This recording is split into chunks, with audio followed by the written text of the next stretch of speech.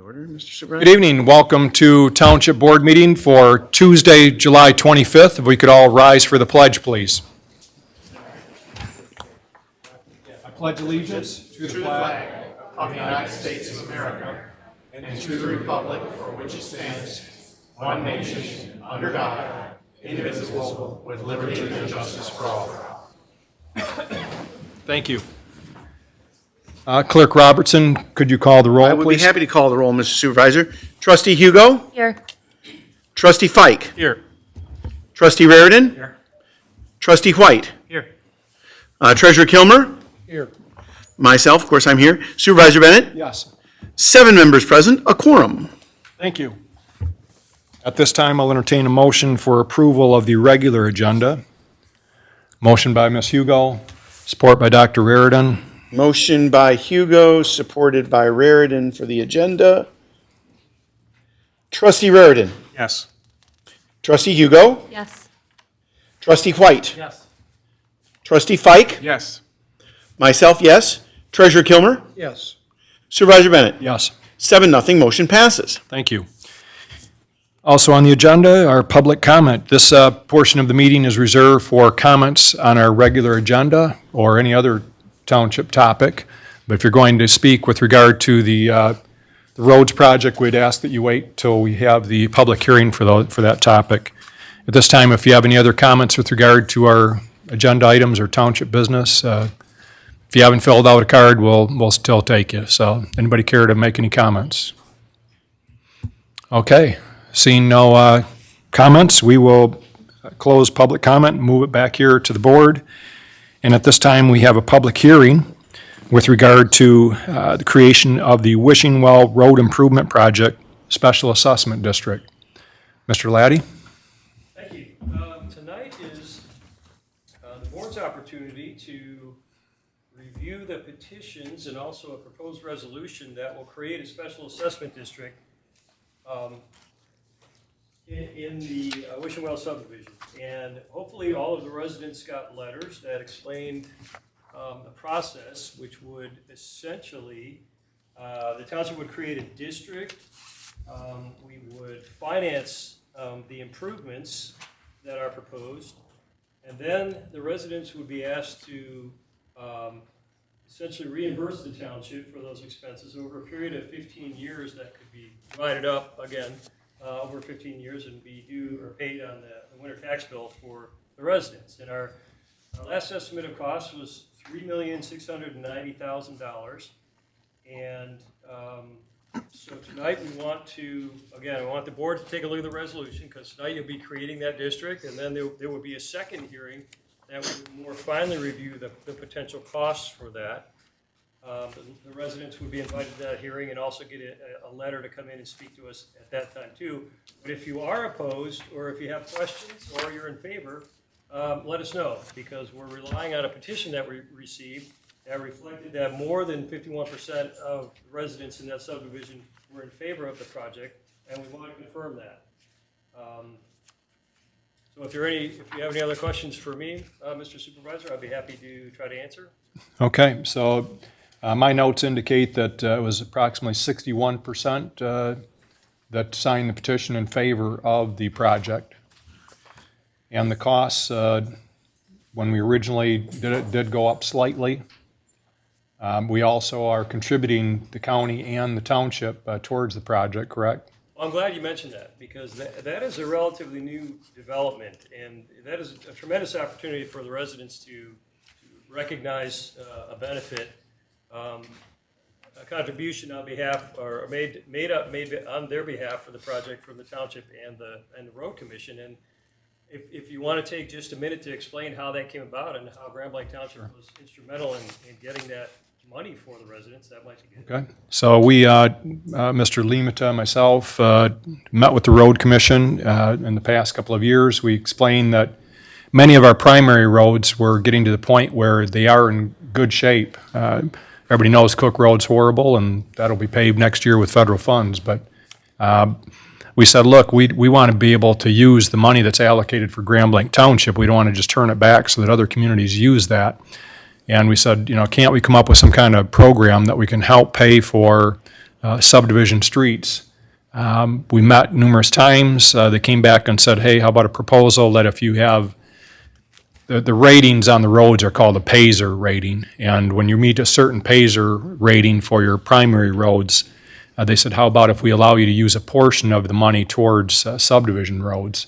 So they created a pot of money, about $500,000 that it's kind of first come, first serve, and we're taking advantage of that program now, but they came back to us and said, what do you think of this proposal? And we said, we like it. I mean, we'd love to have more money, but they'll match. If we put in 10%, they'll pay 10% up to a certain amount. I think it's $150,000. But so we're taking advantage. This is the first year, I believe, that we're doing this, but the township had to come up with 10%, and the county did, County Road Commission. So pretty good chunk of money that we're taking off the top of the project, plus the road commission's picking up the cost of engineering.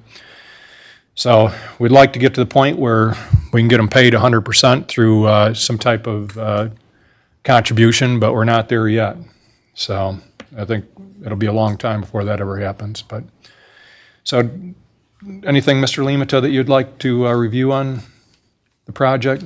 No, I think, well, the folks have the opportunity to address the board, so you guys can hear it if we're going to move forward with the creation later in the agenda of the Special Assessment District. This is their opportunity to weigh in. If they had any questions that they signed the petition and they want to rescind their name, this would be the time to do it. That's what the notice told them, is that if it's going to happen, it needs to happen today, either through writing or to appear in person, the thing. So I would just open it up for comment at this time. Okay. Any questions from the board before we open up public hearing? Okay, we will go ahead and open the floor for comment. Clerk Robertson, you have a list of people that would I like do. to speak. Would you like to call on them? Well, I have a number of people who have provided, sent us emails, and if I could, I'd take a moment to read them in the record, if you will permit me. Sure. Okay, we have an email from Mr. Shelton Jones of Mill Wheel Court, indicating his opposition to street paving.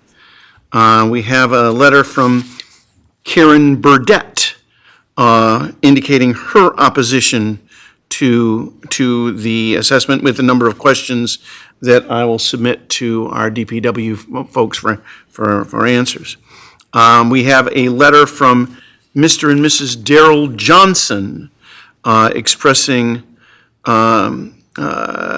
opposition to the creation of the Special Assessment District.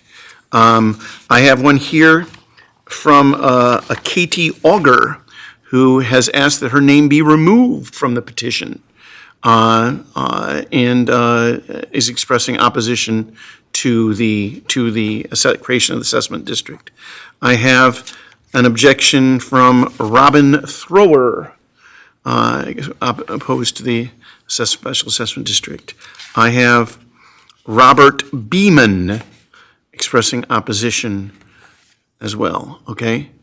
And we have Sherry Nelson of Mill Wheel Drive, has submitted an email with some questions, and I'm not sure how we precisely want to handle a list of questions, but I wanted to have it read in the record. We have David and Janine Smith of Wishing Well Drive, are opposed to the Special Assessment District.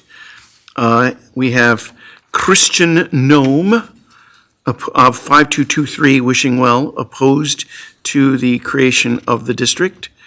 Well, let me say that he asks a question about the nature of the special assessment and whether or not it can be assumed by the buyer and paid off. He may not be opposed, but he's asking a question that does need answering.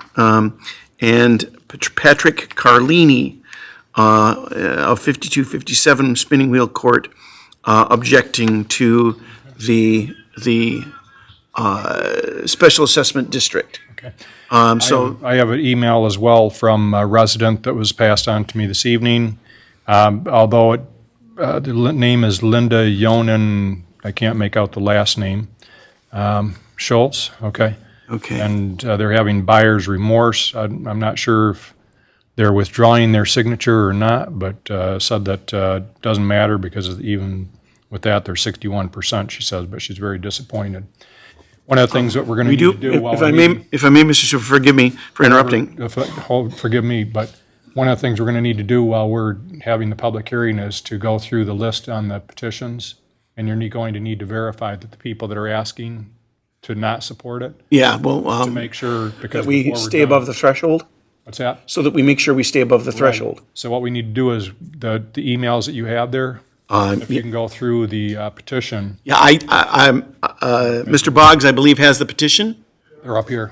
Okay, well then, So while we're doing that, I'll Okay. call on these people if you want. okay, very good. Let me also say, I'll hand those to you and you can do your business and I'll look Look through those the, up and see where yes. we're at. Okay, thank you. Okay, and I see, first up, Linda Schultz. Miss Linda Schultz.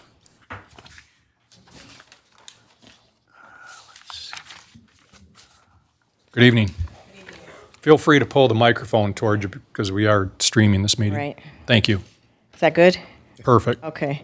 I don't have my glasses to read, but anyway. I just wanted to voice my opinion. It's not going to make the difference. It's going to happen. But we live on 5151 Mill Wheel. I just wanted to voice my opinion on repaying costs and who's kicking in for them. I have lived on 5151 Mill Wheel Drive since October 1985, close to 40 years. The buses have been running back and forth on our street for all of those years. It doesn't seem fair that we have to pay almost in full on our street from all the past years of bus traffic, not to mention drop-off and pick-up traffic that we can't change. There should be some way that we can get help for paying on our particular road. It would be great to reroute all buses also down Russell Street from here on in, instead of coming down our street anymore. But doing that doesn't help with, which is what has happened in the past. And like I'm saying, I know nothing's changing, but I just want you to know. I mean, for years and years and years, right in a row, right behind each other and back and forth, you know. It might be a little less now, but there's still very many. I mean, just tons, you know, all over all those years. We tried to get something together twice and it didn't work. You know, we couldn't get to, you know, everybody to kind of kick in and just kind of see where we were at, okay? I hear nothing can be done to get more help to pay for this. I signed a petition at my husband's request, and I figured we'd be at opposite sides of the room. I hear nothing can be done to help pay for this. I signed it at his request, and then as I heard more about the venture, I'm having buyer's remorse. It doesn't matter if I erase my name now because 61% have already approved it. I'm just very disappointed. And just because in the association, you know, like school can't pay, we're in the township, so we can't get a grant, but it just, excuse me, sucks that we have had almost 40 years of buses down our street. I know they go different streets too, but continually. And our roads have been bad for a long time, not just, they've gotten to a point, it's been years back that they were getting terrible. So answer this if you could. Are you withdrawing your signature? I guess not, because I don't think it's going to make the difference anyway, so, and my husband, I have to live with him, so. I just wanted to know how I feel and how I feel. All right. Okay, thank you, Ms. Smith, or Ms. Schultz. Okay, Supervisor, yes, if, through yes. you to Laddie, so the last time that this came up, we were talking about Sun Valley School and how and they can't be taxed, I understand that, but the special assessment is different. And I'm just wondering if we asked the school to be a good citizen, because they do teach citizenship classes, I think. But if we ask the school to pay a portion, because it's not a tax. Right. No, I mean, that is something that you could do. Again, we can't legally force them to do it, but if you persuade them, I don't consider that an illegal expenditure for them. So I think that they could contribute. Okay, okay, that's. Okay. All right, next, Cliff Van Overbeek? Overbeck, okay. My apologies. Good evening, 5141 Mill Wheel. Thank you for the opportunity to speak to you. I've lived there since July of '86, and that road's been needed to be replaced from the day I moved in there. And the county does try to do a good job in patching with asphalt. But I have piles and piles of broken up asphalt on the back of my property from what breaks loose from those buses. One question I have is, does the county own the roads or do the residents own the road? County. The county owns a road, and the private citizens are paying for that road. A combination, yes. Okay. Also, I know that for our major highway, there is a specific spec for those roads for heavy truck service. Are we going to get the same thing if the buses are not eliminated? Are we going to get that same type of spec on the road because of those buses? Because the buses just break up that road. And I know that there's other roads that they're talking about just coating rather than tearing up and completely replacing from base. If we don't do a good job because we're not going to eliminate the buses, I'd like to see a highway spec so that those buses don't tear it up in the next 5 to 10 years. I don't plan on moving. Right. That's all I have. Okay. Thank you. Gentlemen, have a great day. You too. Thanks. In terms of ownership of the road, the county has jurisdiction and ownership of all of these streets and roads in the township except for those that are privately owned.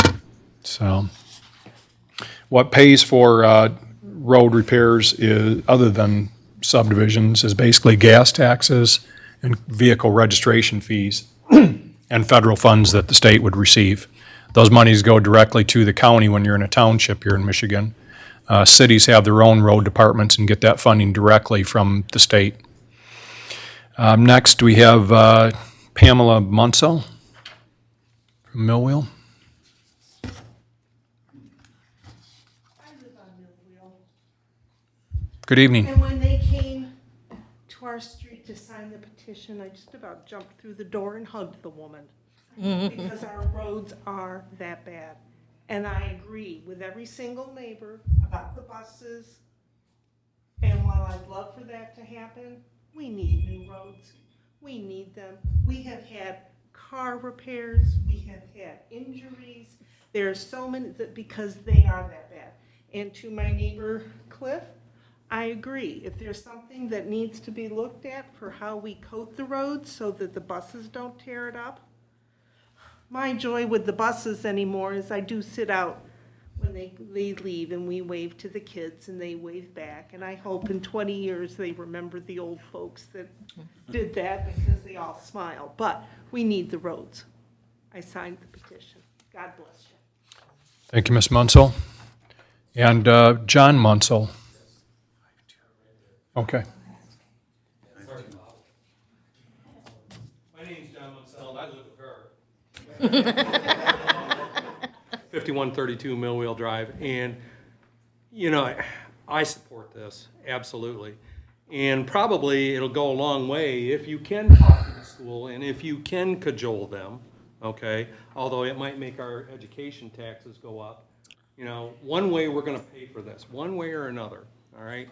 And it's never gonna get any cheaper than it is right now.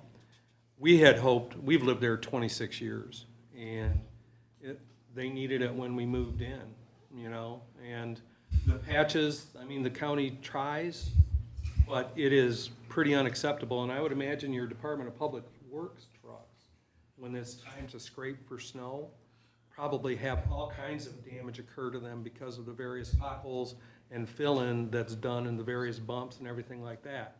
So from a cost savings perspective, it's probably gonna help the township out as well.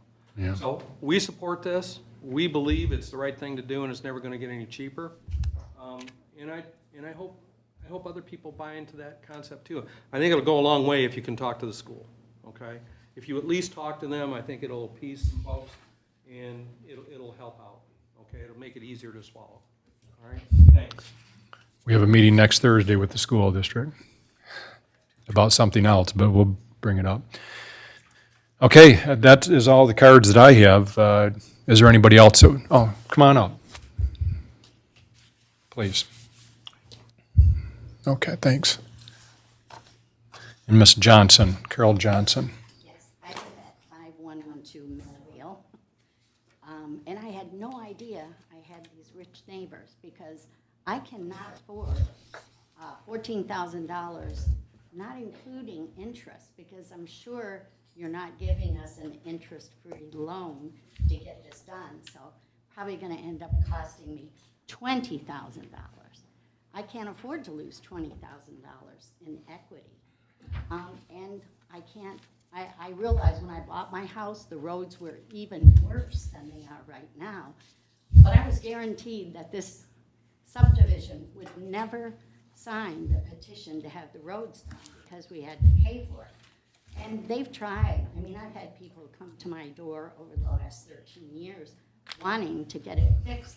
I'd love to have the roads fixed. But it's useless to fix it if you don't fix the problem.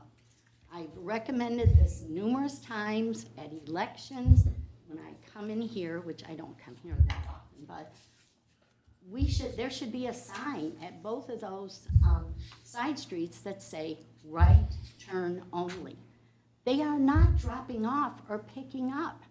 They are bringing kids from other subdivisions, from other areas. I have stood there and counted them in a day, 38 buses. 38 buses, and that doesn't include necessarily special buses, you know. There is a bus that comes and picks up junior high kids, but that's actually a different, say, bus than the buses that go to the elementary schools. I think all those individuals should have to turn right and go out probably the direction that was intended when the schools were built and the subdivision was there. But just imagine, they've cut like probably 8 to 15 minutes off their time if they route through on Millwheel Drive through our subdivision. I mean, I've nearly been hit when walking my dog in the morning when it's dark. They drive so fast. And I just think that we have to solve that problem before we solve the problem of the roads. 15-year assessment, we won't even have it paid off when you have to do a new road repair. I mean, I'm not gonna be living here that long, I don't imagine, because I'm not a spring chicken, but, Well, we hope you are. well, I would love to, because when I bought my house, I told my kids, this is where I wanna live till I die. But I may have to change that, you know, because that's a huge assessment. That's gonna raise my house payment at least $116 a month, plus the interest. I mean, I don't know that people are thinking about the big picture. You know, maybe if your house is paid off, it doesn't seem like a lot, but to me, $14,000 is a lot of money. I just put a new roof on. I put HVAC in like 3 years ago. You know, that's a lot for the roads when it's not necessarily just for me. All right, thank you. No, I'm opposed. And if you're really not supportive of it, I would take your name off the list because I hope somebody checked all those. I do know I have a neighbor who signed it and they are not the homeowner. Their parents own the home. We verify that. They're renting. Yeah. Okay. 'Cause Yes. I know they've never had 60% before. Yeah. They haven't even gotten 51. Yeah, no, we verified the signatures. Okay, thank you very much. There is a hardship as well with the county that if somebody meets certain thresholds as far as income. Yes? Just a question about the petition. Can you hold off on maybe taking your name off? You had mentioned afterwards about school, talking to school. That's really interesting. Or you're going to have a meeting next Thursday talking. We're moving forward tonight. We can't delay it. So we got to make sure to do it tonight. Yes, yep. Yes, ma'am. Sure, thank you. We have Miss Harper. Good evening, can you hear me? Yes. Okay. I wasn't intending to come up here to speak, but I thought it would be a good idea. My husband and I moved we live on 58 Wishing Well. And to tell you the truth, honestly, that was the last place in Grand Blanc, one of the last places I would have selected to move to because of the roads. And we decided we'd go ahead and move in there because it was not, we didn't have to go to it's pretty close to Maple Road. So we figured we'd be, good. we wouldn't have to go through that. And so I think it would be a really good idea for Grand Blanc. It would behoove them to get behind this, because I see the property values are really going to go down. Because as I'm a witness, I did not want to move in there because of the roads. And I know there's probably a lot of people that say, forget it. In fact, I had no idea that Grand Blanc wasn't responsible for the roads. Obviously, I didn't know too much, but, so anyway, another thing about that section on Wishing Well, buses go there, what she said, dangerously fast. I feel like I'm on the interstate. And also the cars and people who are going, it's like a thoroughfare. It leads you right into the subdivision. So a lot of people use it, and they go really fast. So this is like a technical thing, and I don't know if it's possible, but we almost like need a speed bump. I'm serious. They're illegal. Those of you who live on my street, They're not Would you allowed. agree? Yeah, they're not allowed in Michigan unless it's a private street. oh, Yeah. how about a slow down sign? All right, thank you very much. You're welcome. Okay, yes.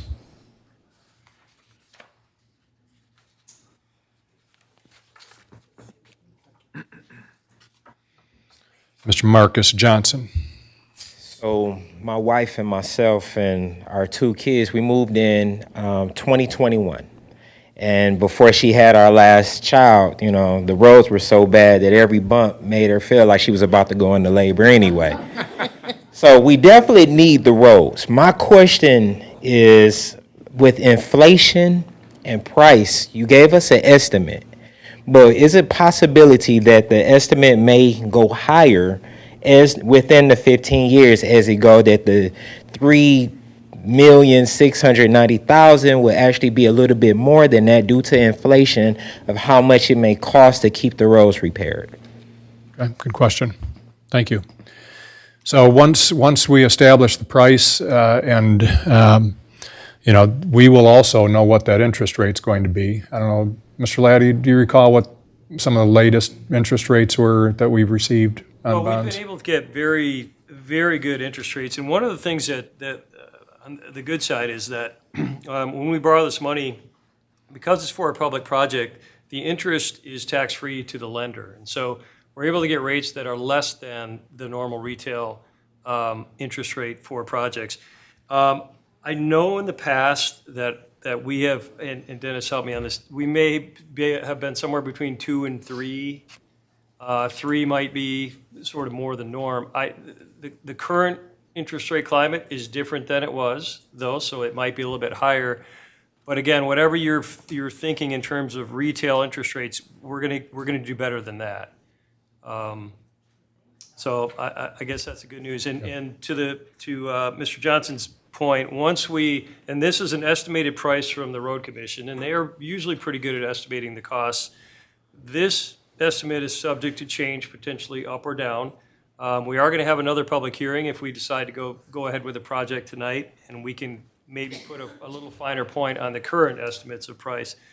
But the other thing is the Road Commission will competitively bid this, and what those bids come in at will be really the determining factor of what it costs. And if it costs more than 10% of the last amount we approved, then we're going to come back for our second hearing, assuming that you adopt it, and we're going to re-examine whether or not we move forward with the project. So there's a little bit of cost control in there, and once that amount is set and once the project is built, then those prices will be locked in, and then you'll have your choice to pay it off over those years if you want. Are there any more comments? Okay.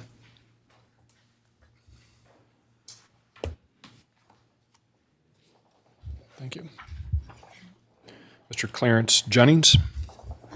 Good afternoon, good evening. Good evening. I am Clarence Jennings. I live at 5324 Millwell Court, but most of my property is on Russell. Every day, 40 buses come through there. And the township has decided to pave 3 blocks of Russell, but the buses don't go that way. So my concern is, you're spending, $100,000+ of dollars to pave streets that are not used by the buses.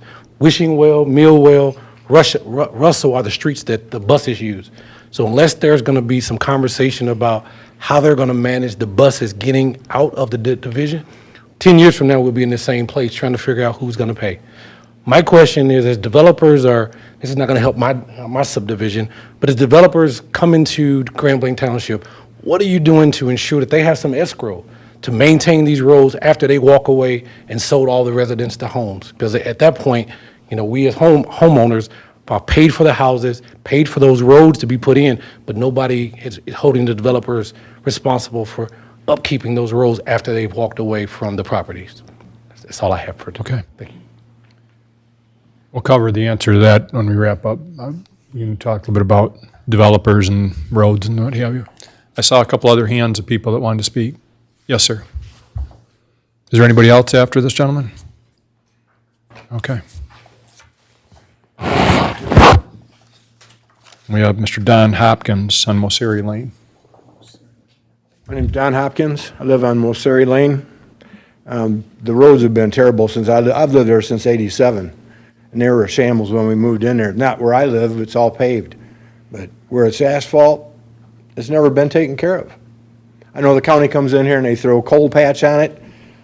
I've been driving out here before out of the subdivision and watched people run out of their houses and stop the county trucks and just tell them, and they turn around and drive away. The people don't want that cold patch on the roads. If they want to come in here and hot patch it, that'd be great. But cold patch just gets on you all over, people are telling you, in their yards, all over everything. And I'm wondering if they're going to put asphalt down, is somebody going to treat it? Because if they don't treat it, it's going to last 5-10 years, it's going to be done, it's gone again. Okay. Thank you, Mr. Hopkins. Anyone else? Is there anyone after this young lady? We'll take it off. We'll ask in just a moment. Okay, we have Miss Nelson. I'm Sherry Nelson. I'm at 5259 Millwall Drive. And I think my main concern here too is, again, with the buses. They're right on Russell. I do not understand why they can't stay on Russell, go to Saginaw, and then go on down to Maple. I don't think there's any stops for the kids within the subdivision. And again, they all just fly through there. I mean, there's all kinds of kids, there's animals, there's people walking, bicycles, and it's really a problem. It truly is. Another thing is, is the project going to be, what if it's not done on time? Are there going to be penalties? If so, are we going to get that back on our taxes? In regards to the interest rate, and you're talking like 3 or 4%, we're thinking roughly in that ballpark? That historically has been the case, but we won't know until somebody actually bids on the project and establishes the rate. So who would be assuming the amount for the assessment? So just real quick, so the amount to be assessed, the total amount to be assessed will become a levy on the property. That means that money is guaranteed by whoever occupies that property. And the state of Michigan has said that we essentially do our levies each year. It's a 15-year levy. If you live there for 5 years, you're going to pay that for 5 years. If you sell your house, you have to disclose it to the buyer.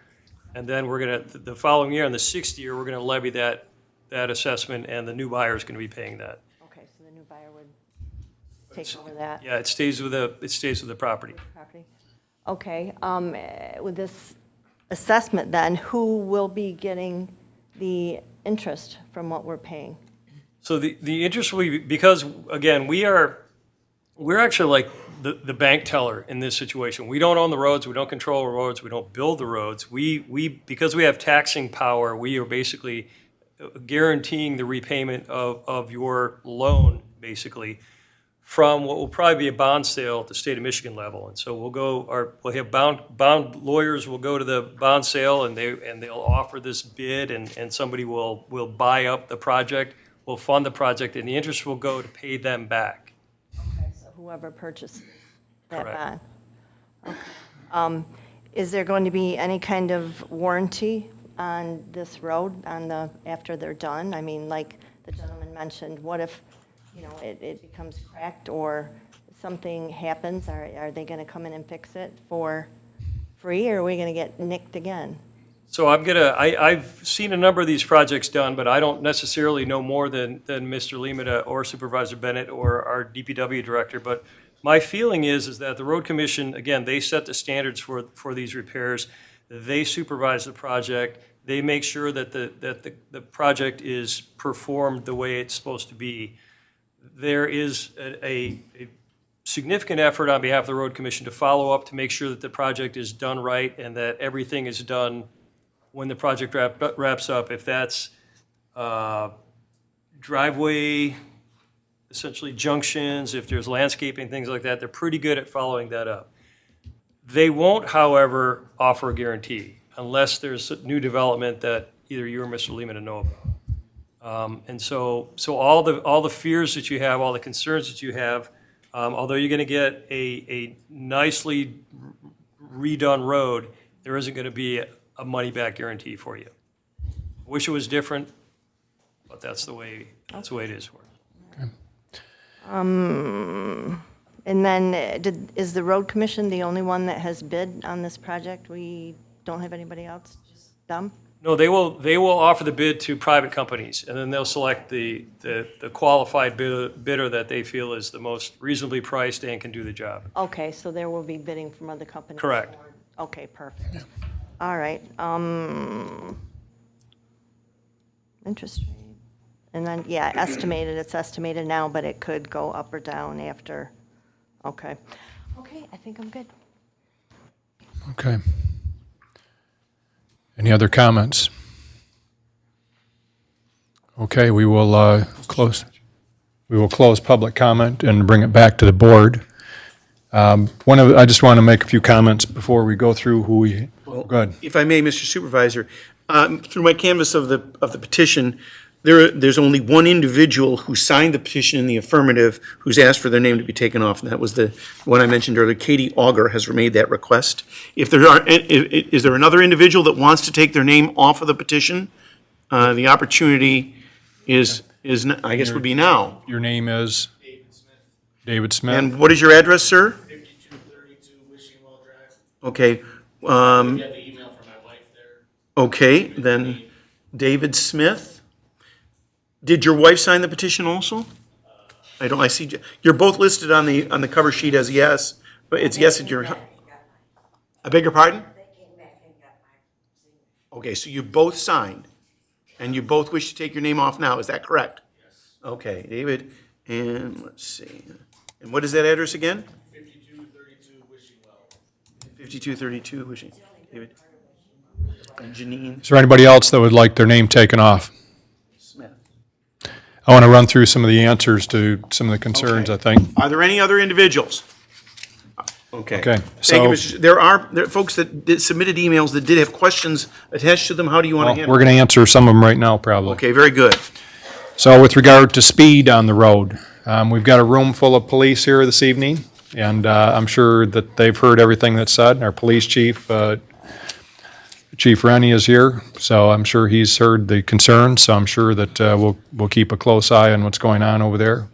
There's also individuals from the school district here who remain nameless. But in terms of developers and subdivision streets, so when a subdivision gets built, and speaking with developers, probably 5 years ago, a developer told me that before they even sell a lot in the past, they probably have $80,000 into a parcel each just in their cost, with their cost for subdividing it, putting in the utilities, what have you.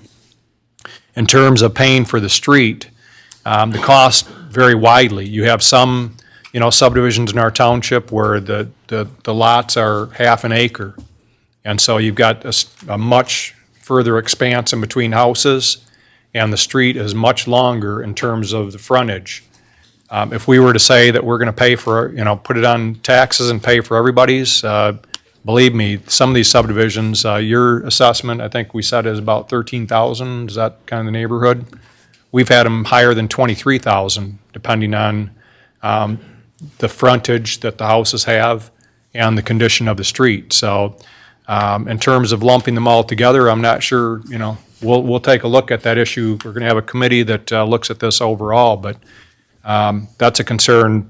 But the subdivisions, once they're built, if they turn the streets over to the county, then they become county-owned roads. There are some subdivisions in the township that are privately owned streets, that the subdivision or the HOA owns them, and they are responsible for the cost and the oversight of paving those.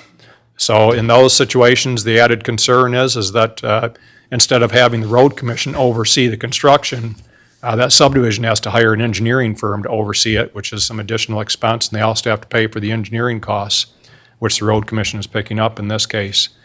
In terms of snow plowing, you also have to hire that out, or any kind of maintenance. In terms of cold patching versus asphalt, there's times during the year where the asphalt plants are not open. So, Mr. Boggs, when do they close? Or probably in the fall? End of November, and they don't open until probably middle of May, minimum. April. So basically, there is no asphalt available during those months, and so if they're going to patch any kind of holes, it has to be cold patch. The road commission will tell you the stuff, comes right out when it rains, but on a temporary basis, it's meant to basically fill in the large holes. In terms of property values, we have heard that it can affect property values as much as 30% in terms of, plus or minus, depending on the roads. So if any of you, see your house as an investment that eventually you plan to sell or what have you, or have your kids, own it one day, if you want to leave an investment to them, great. If you don't, then, if the roads don't get paved, there eventually won't be much value left. And we have seen that in a number of circumstances.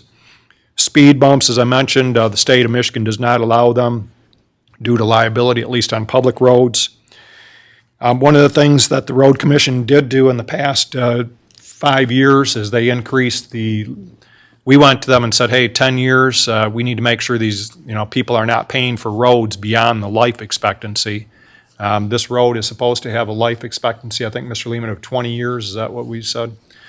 So they're allowing us to go out 15 years on the bond, so you'd have 15 years to pay it back. In previous years, you would have only had 10 years to pay that back, so gives you a little bit more wiggle room.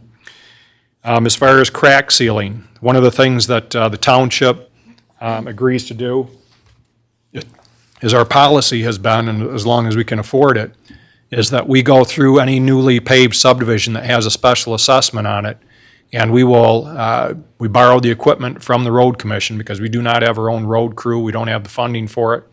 But we do go through and crack seal the large cracks that may occur.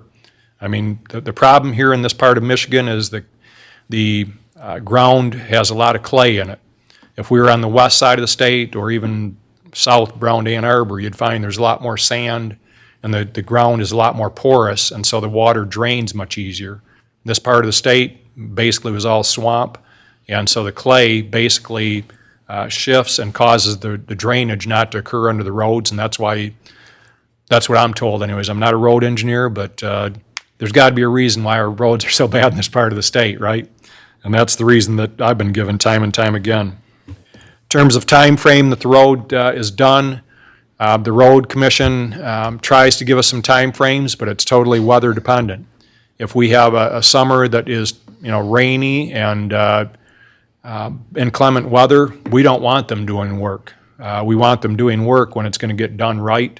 If it takes a little bit longer, what we want is quality work, not quick work. So in terms of money back for not getting it done in a timely manner, I would rather have them do it right and maybe take further time. And if there is somebody that has extreme hardship financially, there is the means for appealing to the county, I believe, to look at, it's income-based, and they may do something on that. What other questions, Mr.? Also, funding for the roads, just a reminder that, none of your, basically your gas tax and your car registration fees go to pay for this. And there are individuals on this board that have special assessments on their property currently that have gone through this process. Ms. Hugo actually worked for probably 5-6 years to get one in her neighborhood, and she'll tell you that the people love it in her neighborhood. Best thing ever. Yeah. Any other questions? Among the letters or emails that we received, there is one here from Karen Burdette where there are questions associated with it. You might, I don't know, you want to read that, or you want to respond? Question Some with of them may have regard already been to responded construction trucks, expanding the neighborhood.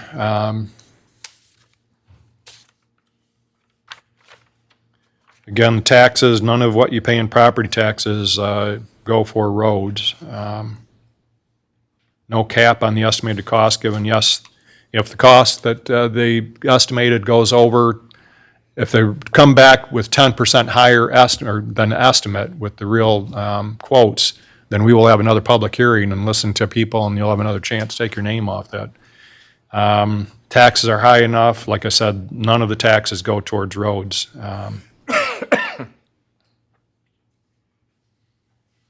Okay, we do not have a road, we have no authority to fix roads either. I mean, the county owns them.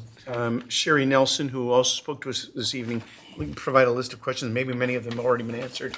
And I'll give that to you. She attached a list. Estimated costs, we talked about that. Estimated cost per parcel, we basically divided up evenly. Homeowners are expected to pay a special interest rate. We talked about the interest rate and what we think it might be in the range of. We're going to talk to the school again about buses and seeing what we can do on if they would pay a special assessment, which we've discussed. How many bids are there going to be? This one asks how many were there. It hasn't gone out for bid yet, so hopefully we get lots of people bidding on it. Let's see, mentioned about project time. Where will the project begin? That's totally up to the construction company and what works for them. Heard a rumor that the roads were not paved, yet they're being charged for payment. I'm not aware of any subdivision getting charged for paving the roads where it didn't occur. What kind of warranty? So we talked about that. I think we answered all. David and Janine Smith, they have both commentary and a couple of questions in there, if you want to read that.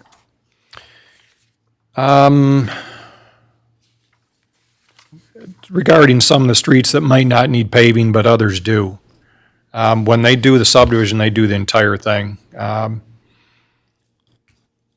Why not put gravel down? Believe it or not, to tear up the road and put gravel in will be probably more expensive than to pave it, from what I've been told.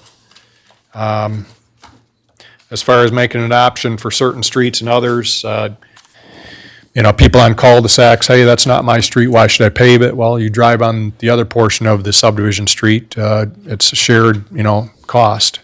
As far as the street I live on, let's say it wasn't in bad repair, I shouldn't have to, well, I use the people's streets that probably are in bad repair.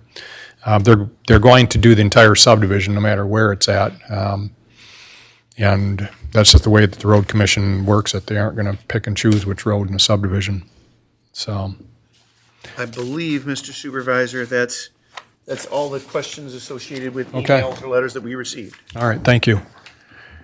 So, we'll bring it to the board here to discuss briefly. There's 61%, and we've only had a couple at the most withdraw. We've had the three individuals I mentioned, Kathleen Auger, David and Janine Smith. Which represents two properties. Two properties out of the ones that. Right. So I don't believe that takes us below 51%. We would need 30 individuals, or 30 properties to withdraw to be below the 50% threshold. Okay, well then, that's my report, Mr. Supervisor. Okay, thank you, Clerk Robertson. So we're at the 61%. It's always a difficult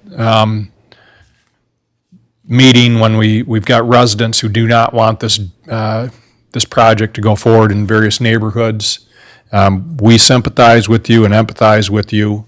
Unfortunately, the cost of home ownership, not all of us expected that we would have to pay for our street. We thought, hey, we bought our house, I'm going to have to replace the roof, might have to do some siding and concrete work, but in Michigan, in townships, folks pay for their subdivision streets. It isn't unique to Grand Blanc Township. I've been at meetings with, 50 to 100 other townships, and we discussed this issue.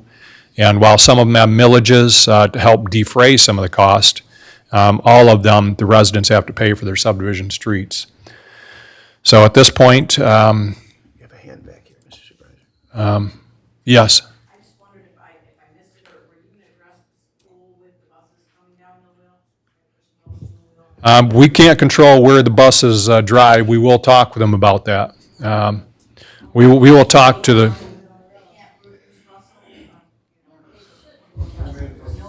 Yeah.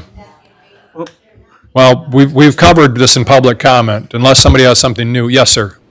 I've lived on Millville since 1991. Stand up, sir, and come to the microphone.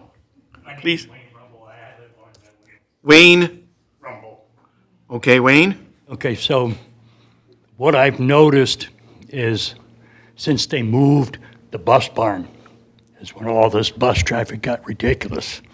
We've always had problems with the buses, but since they moved the bus barn out on Maple Road, they don't want to go out Russell anymore and make that left turn, where they used to go out to Russell, to Saginaw Okay. Street, and make a right turn to go down to the high school. That's where the bus barn was. Okay, But the heavy traffic recently has come since they moved the bus barn. gotcha. That stands to reason. But that's where most of our bus traffic's coming from now, is because of the Okay. change of the location where they park. We will have some conversation with the school district on the bus route and see what we can do to accommodate that. But any comments from our board? Mr. Fike? They mentioned 38 buses Yes. a day going down these streets. Have we ever had the schools pay for a portion of that? It seems like they would do more, I don't want to say damage, wear on a street than your little Chevy would. And if they're causing the quicker demise of these roads, why shouldn't they pay for a portion of this? I think one of the residents had the answer. They said, you're going to pay for it one way or the other. If they're going to either pay through higher taxes to the school or what have you. The road commission did make a proposal that, for bus routes, they might be willing to pay a portion, but they came out with this 10% that they would cover the entire project if we matched it 10%. So in light of that, I don't think they've moved forward on the doing anything additional for bus routes. But I think it's worthy of a try to go to the school again and ask them if they would help participate in the cost at some point. And I don't know what that cost would be, but, we could ask them for their share based on frontage or something. Worth a try. Yes. Yep. Did you have a question? Well, just that we'd had this conversation with regard to buses or with regard to schools as it related to Sun Valley. And I remember the conversation, we were curious, how much discretion do the schools have? If they have any, we'd like them to exercise it on behalf of being a good citizen and helping out. But I thought I remembered that it might be challenging. Well, you remember exactly right. We can't compel them to participate. And I sympathize. I'm a township guy, right? I understand the value of services that township people have to pay for. I think everybody up here finds it problematic that the road commission is in charge of roads. We don't have much influence over roads. And also, though, and this is whether you believe in the idea of taking money out of one pocket, put it in the other. Schools are not obligated to pay for special assessment districts, even though they use the roads. And that is something that the legislature has decided. I am not in favor of it, but I haven't been able to sway anybody yet. And so it would be just discretionary on their part. Well, I think Dr. Reardon was on the board this time, and I know obviously you were our counsel, Mr. Laddie. I recall being in court or actually having a lawsuit with the school district, the township did, for a number of years. So you're not talking to a township board that isn't familiar with going to bat for residents. It was over a different issue with regard to costs that we felt that they owed, but we were in court for 8 years, 10 years, I don't know. I don't know if it was that long, but it was a long time. Seemed like a long time. Cost us a lot of money, but, so we are not bashful for asking for our share, so just so you're aware of that, but. Okay, any other comments, concerns? With 61%, it's tough for me to say that I'm not going to vote for it because majority rules. But anyways, we will get to that point here in just a few moments. So we will Close the close the public hearing. hearing at 6:58. Yes, and move on to, we're going to get back to this issue in a few moments, so don't go anywhere. Next item is recognition. The board will recognize newly hired police officer Jason Stoker and the swearing of the oath of office. We have Chief Bill Rennie here with us today.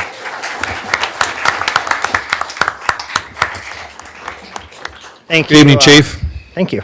Thanks for allowing us the opportunity to introduce our newest officer, especially and probably the largest audience that I've ever had. Yeah, that's fabulous. So, Officer Stoker, come on up.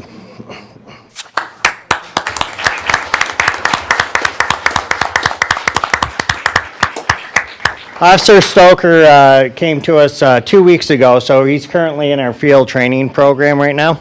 So Officer Stoker is a graduate of Grambling High and also lives in the area, so lives within Grambling Township. A little bit about Officer Stoker is he comes to us with some military experience, so thank you for your service in the U.S. Air Force. He's got Officer Stoker holds a bachelor's degree from California Coast University, and Officer Stoker has prior law enforcement experience as he came to us from Okaloosa County, Florida.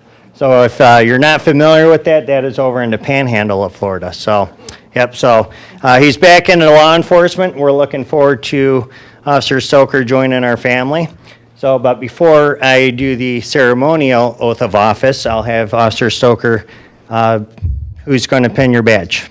My daughter Ava and my son Aiden. Okay, if you could come on up.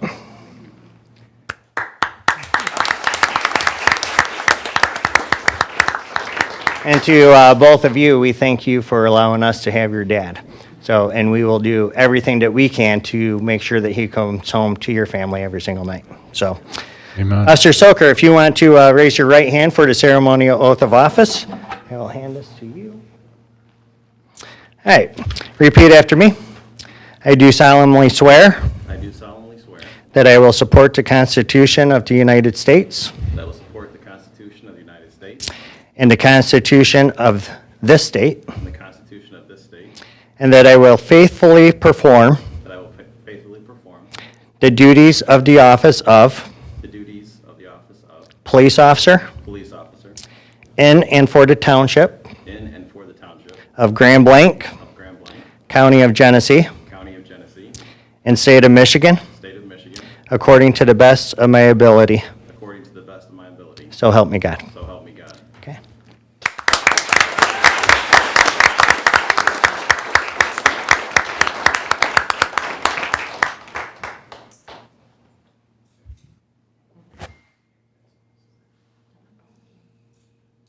We always keep Band-Aids up here for this. Don't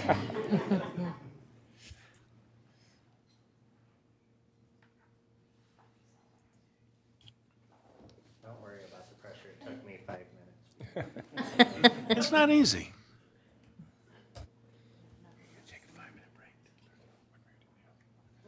Because he has to sign the book.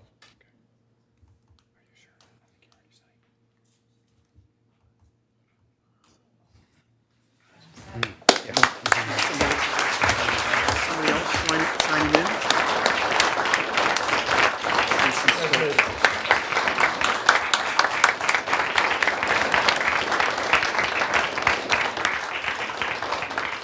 Okay, you did. Very good. Congratulations. You're right, he did. Well, you swore it. Yeah, I know. I know I did. It was early one morning.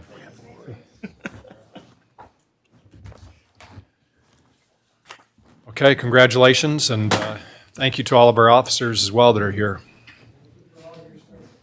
Yes, absolutely. Thank you for all your service, I heard someone say. At this time, I will entertain a motion for the approval of the consent agenda. Somebody cares to make that motion? Dr. Raridan, supported by Mr. Fike. Okay, motion by Raridan, supported by Fike for the consent agenda. Trustee Fike. Yes. Trustee White. Yes. Trustee Hugo. Yes. Trustee Raridan. Yes. Treasurer Kilmer. Yes. Myself, yes. Supervisor Bennett. Yes. 7-0, motion passes. Thank you. Under old business, we had strategic plan review, but at this time, I think we have a fairly full agenda this evening, and I would prefer that we hold off till our next meeting we're going to do a full review of our strategic plan, so if board, we have consensus, we'll hold off to the next meeting to do that. Next item under old business, the board will continue discussion on police millage request to voters for election timing and language. At the last meeting, we had plenty of discussion. The consensus was that we asked Mr. Laddie, our attorney, to prepare language for renewing the millage at the current 1 mil rate, and then also had some discussion on the possibility of a second millage to consider paying down our unfunded liabilities that we're incurring or have incurred from prior years. And so we left it at that. We didn't really determine what that amount would be. We asked Mr. Limata if he could prepare some information in terms of what kind of costs we're going to be looking at. Since we ended the defined benefit program for our police in our latest negotiations and went to defined contribution for all new hires, there is some cost to doing that. Excuse me. In the long term, we will save the township taxpayers a small fortune, but in the near future, it's going to cost us a little bit more money because we won't have as many police paying into that pension fund. But we were looking at what those costs might be, and if we will have enough currently. Basically, we talked about how the 1 mil that we currently have only covers about a little over 1.5, maybe less than $1.5 million, and our budget is closer to $9 million for the police. So it does not cover anywhere near the cost of our police. And I think one of the things that people move to Grand Blanc Township is because of our safe community, and we're known as being well policed, and that you don't come to Grand Blanc if you're going to cause trouble. So we want to continue to support our police, but we want to make sure that we can pay all of our bills too. So, Mr. Limata, any thoughts on what those costs might be in terms of unfunded liabilities and where we're going to stand with the closure of defined contribution? Sure, thank you, Mr. Supervisor. Defined benefit, rather. A couple things I'd like to point out is there is a copy of that MERS actuarial evaluation in front of every board member this evening. As I explained to you when we first got it, I had some questions. I did meet with MERS last Wednesday, had a conversation with our representative. This valuation is as of December 31st of 2022. So when you look at it, the employer and the employee costs are not reflected with the current contract that went into effect 1/1 because the actuaries only take a snapshot of what that looks like as of December 31st of 2022, so they don't factor it in. I've asked them to redo it, but it won't be here in time for this discussion, obviously. In fact, I don't think I'll see it for another 2 weeks. But I think the most important thing is we know that as part of our negotiations with all 3 police unions, we ended the defined benefit pension plan. It's the right thing to do for the long-term financial success of Grand Blanc Township, but it has some short-term financial pain that we have to be prepared for.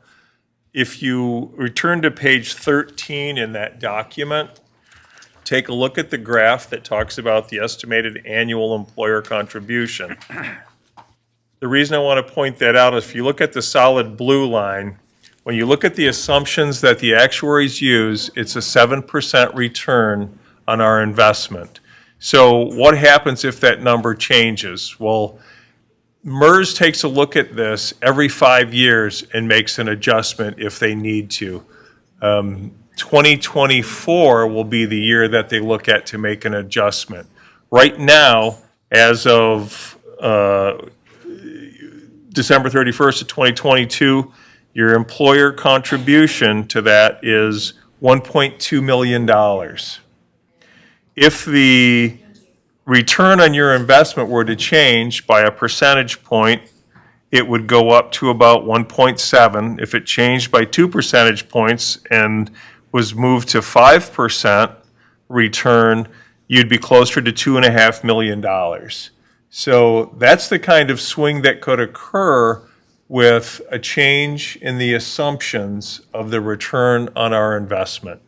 That would also move us from being 71% or 72% funded down into the 50% fundeds.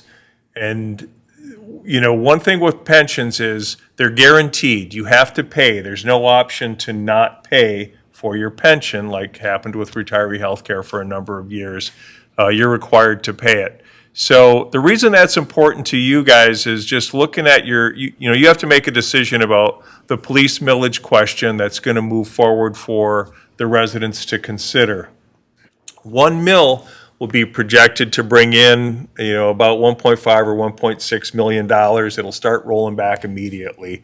We know that our cost is more than 1.2 million because when we ended the defined benefit pension plan, instead of, it used to be capped and then we split it, capped at 8 and 15% employee and employer, then anything over that amount, we split evenly.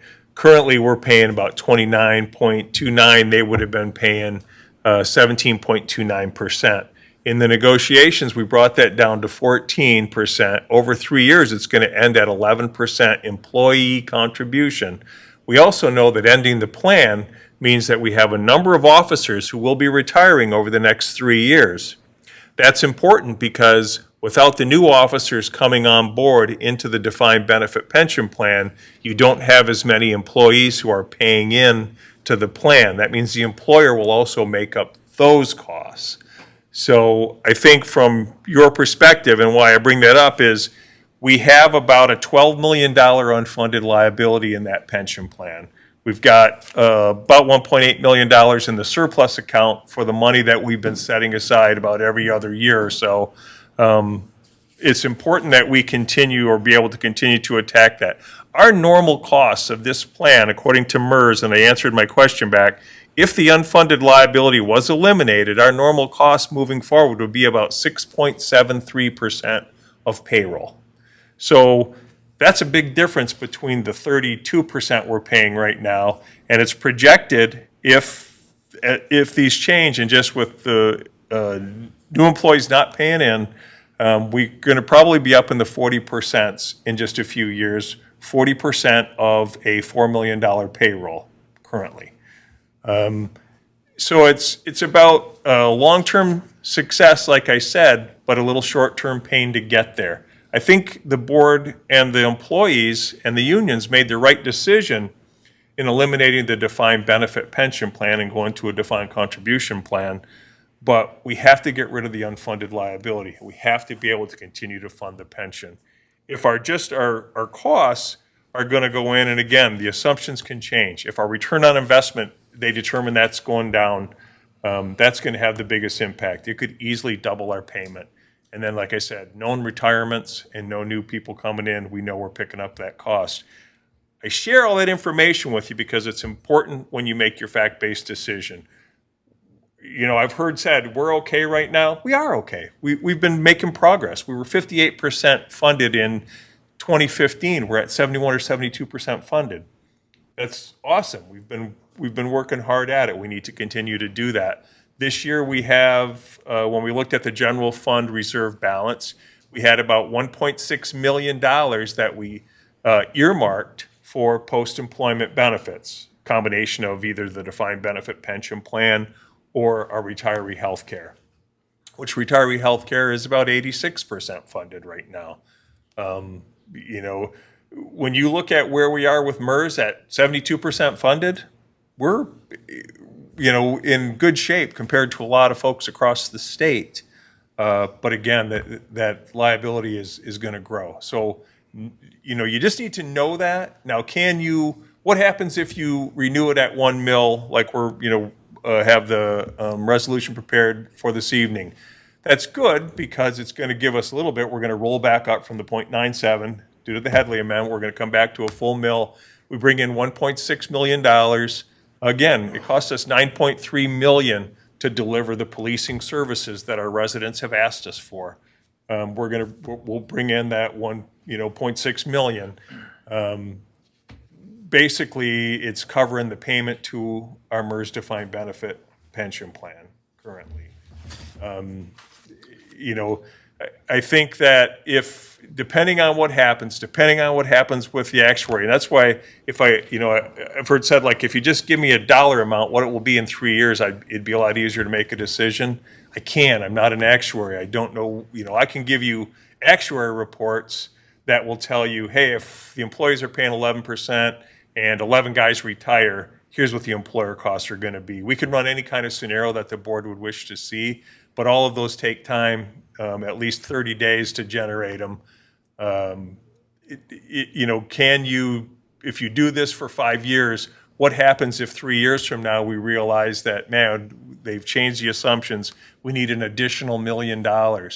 Well, we've got a 5-year millage. You could still do exactly what you're doing tonight. You could bring it forward saying, if you approve this at 1.5 mils or 2 mils or whatever you have to do at that time, we won't collect the current millage that you approved in 2023. So you can change it based upon changing conditions. Just know that say you found that out in 2025 and you put it on a November ballot of 2025, it really wouldn't, you know, we could get it out on the December tax bill and collect those funds in 2026. There's going to be a lag of when you're going to actually see the revenue come in from the millage. I hope that helps answer some of the questions. I watched the board meeting from 2 weeks ago. Unfortunately, I wasn't here, but I tried to answer some of the questions that I heard that evening. Okay. Well, we've had lots of discussion on this issue. Now, my point of view on police here in Grand Blanc Township is that, again, you know, we don't have lakes that people move here for. We don't have, you know, mountains. What people move here for is high standards and a standard of living that people want. They want security, and so police are important to our residents. Is it going to get any easier in terms of, I mean, our crime rate is, you know, phenomenal compared to our surrounding communities. We want to keep it that way. It's not going to get easier to keep it at that level. It's going to get harder. I mean, not because we have anything going on here, but just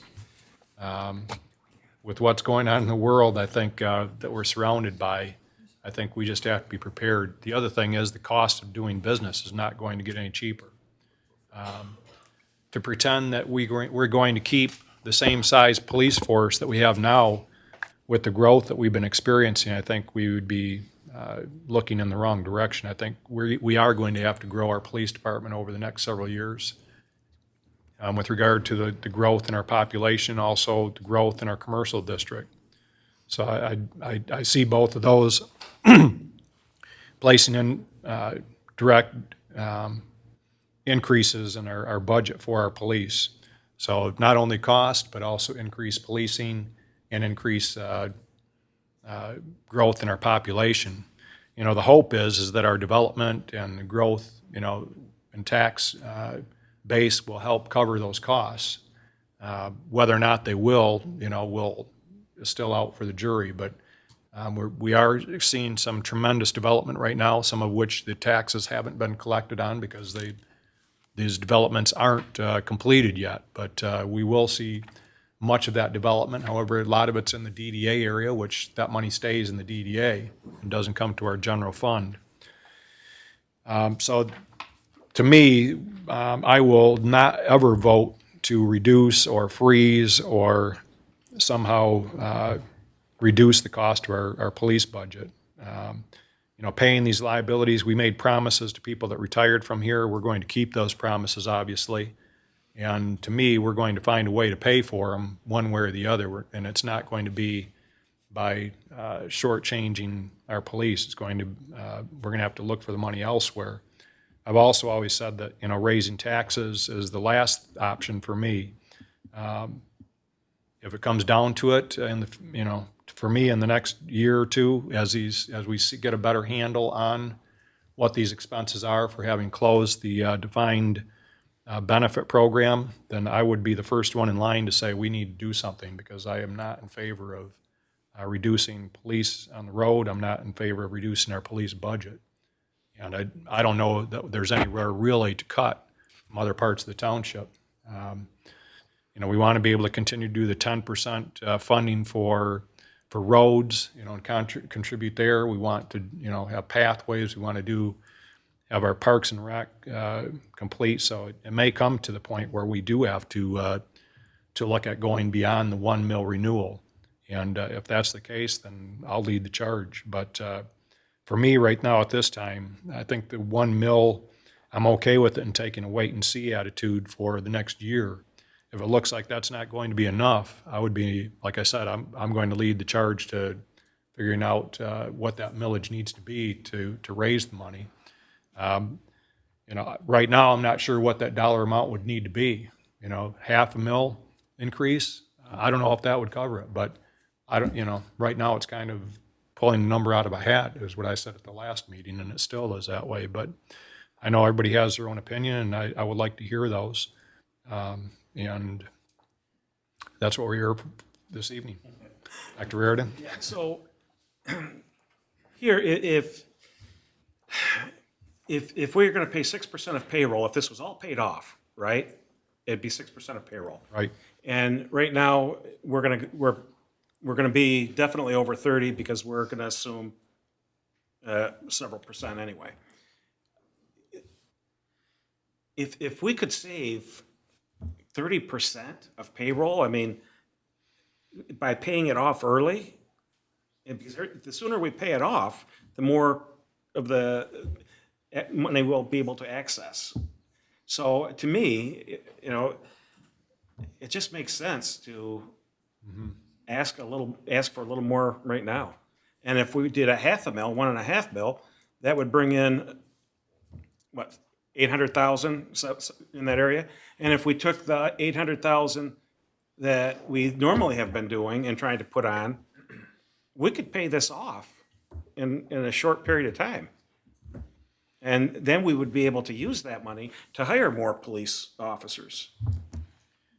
Well, we definitely are going to have to hire more. My only concern is, you know, I think right now the economy is kind of up in the air. I guess, you know, we see inflation going through the roof, you know, people's utility bills, their food bill. I mean, look at your grocery cart, you know, $200 barely covered the bottom of it. And so, Mr. Limata, I know we discussed a little bit in terms of, we do have some time, right? I mean, if we waited a year to see where we were at this time next year, is that time enough to make a correction if it looks like, hey, this thing is really escalating in cost?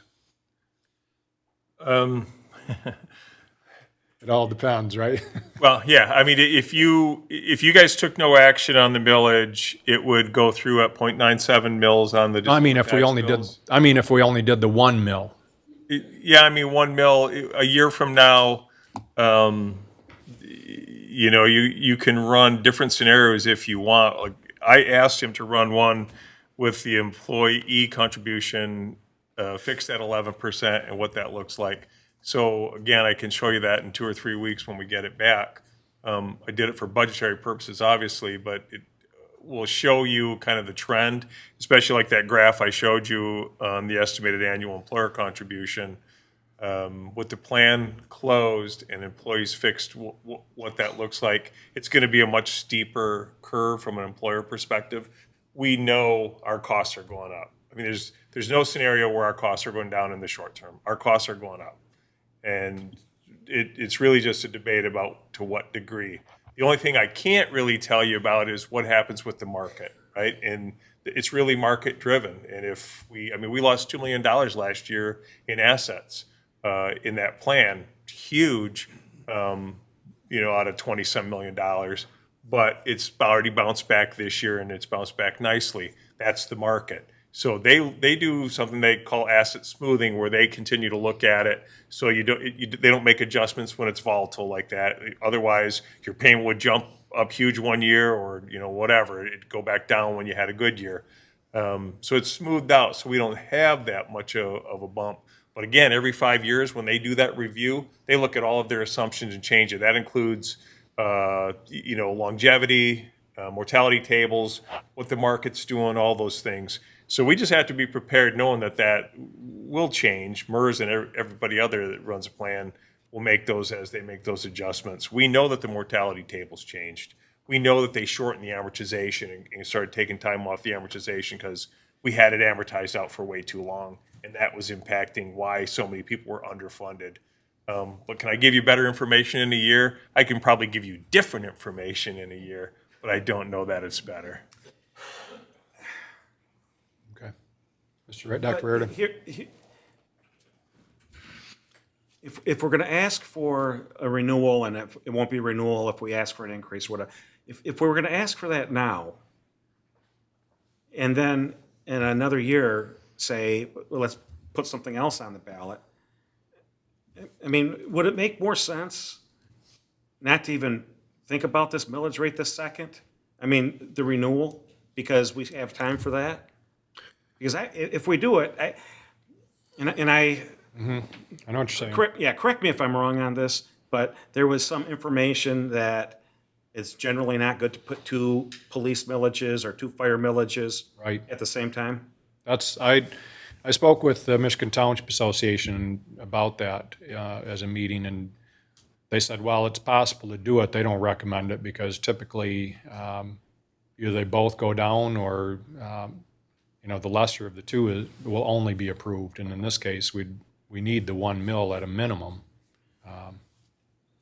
So having 2 millages would probably, or putting it at I the don't same think, time. I think it made a lot of people uneasy looking at having 2 Okay. here. So if I personally, and I'll let somebody else talk, but I think that we either go for a 1.5 mil or we just table it until Dennis gets all the information, and we can always, when's the drop dead date to put it on the? August 15th. We have to have it into the county by 4 o'clock on August 15th. So we'll have at least, one more intervening meeting. No. August 8th, you could do one more meeting, but Well, we'd have to schedule, we'd have to do a special meeting. I prefer to avoid that. Why?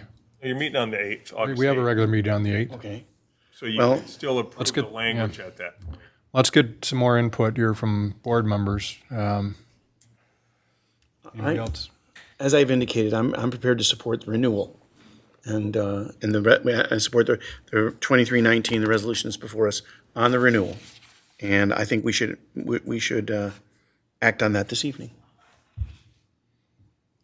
Yes. Treasurer Kilmer. Yes, I am in favor of doing a 1.5 mil. Being that I think it's doable right now. I don't think people would feel the pain if we go ahead and do it. And that's where I stand. I would move for a 1.5 mil. And doing it now, you're saying? Yes. Okay. And Dr. Reardon, I understand what you're saying is to wait and maybe think a little bit further and see if we have a little bit more information. Well, August. I will tell you, if we're going to vote on it, I would prefer to vote on the 1.5 versus, One. if there's support for a 1.5, I would want to vote. I think that's the prudent thing to do, Okay. personally. All right. Any other comments?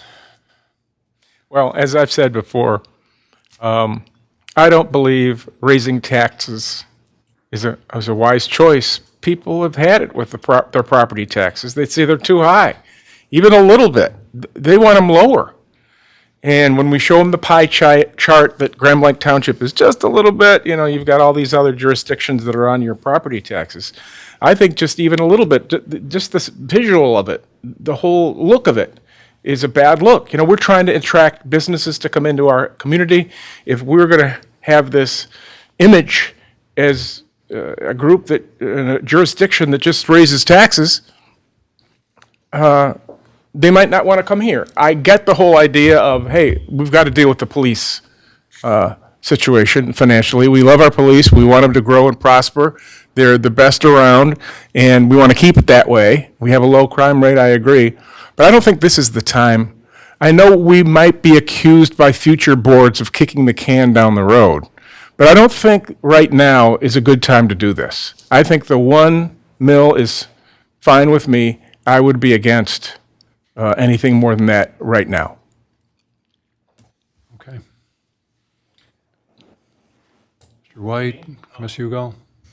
I guess I would say we're raising taxes if we put the 1 mil on because it's going to expire otherwise. We can call it semantics however we want as a renewal, but Yeah. by putting that on, we're raising taxes. So having said that, I don't have enough financial info based here today I'm not taking a position one way or another about going beyond the 1 at this point. I'd like to see the numbers. I wouldn't mind going until the August 8th meeting if we're going to have something else by then. If we're not going to have it by then I don't think there's a point in waiting. I would say possibly this is a next year issue, frankly, for anything beyond the 1 mil, because I'd like to see, we want to see what the economy is going to look like. We want to see what the stock market's going to look like over the next year.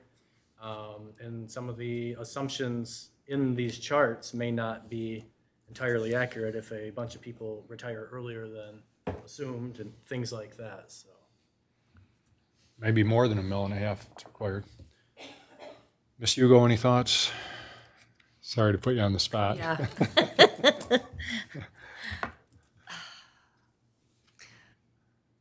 I agree with Everybody, right? everyone.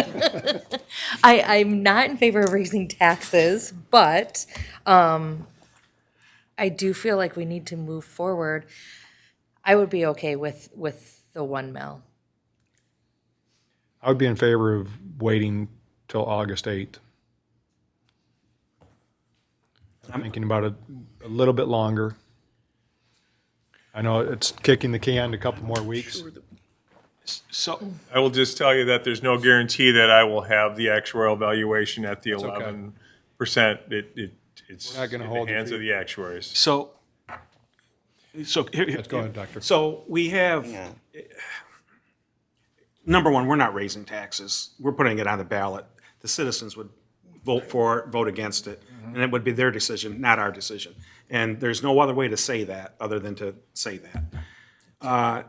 But if we don't do anything, even with the 1 mil tonight, and we wait to see if we can do Better analysis. right, if we will have some primaries coming up in what, March-ish? Yeah, they haven't Whatever they haven't determined- decided. They haven't determined it yet, yeah. Right, but we're going to have some primaries, so we could put it on that, couldn't we? Sure. That way, We still have time before. we would still have time to do it. Right, Mr. Lemina? Yeah, I mean, if you did nothing in 2023, it still goes out on December tax bills. We're collecting the 0.97 mils, and that just means that you got to take an action before December. 24. And really before, because we have to get it on the ballot language, so probably like the 12 or 13 weeks prior, so you'd have to take an action at some point prior to then. Okay. So, Mr. Fike? I just think this whole discussion of tax increase kind of came as a surprise to me. If we did it next year, I would think that we could have, a public discussion on this. People could come in and beat us up if they wanted to and let them, verbally say, no, what are you doing raising my taxes? Or, no, I think this is legit. You guys need it. You guys are doing the right thing.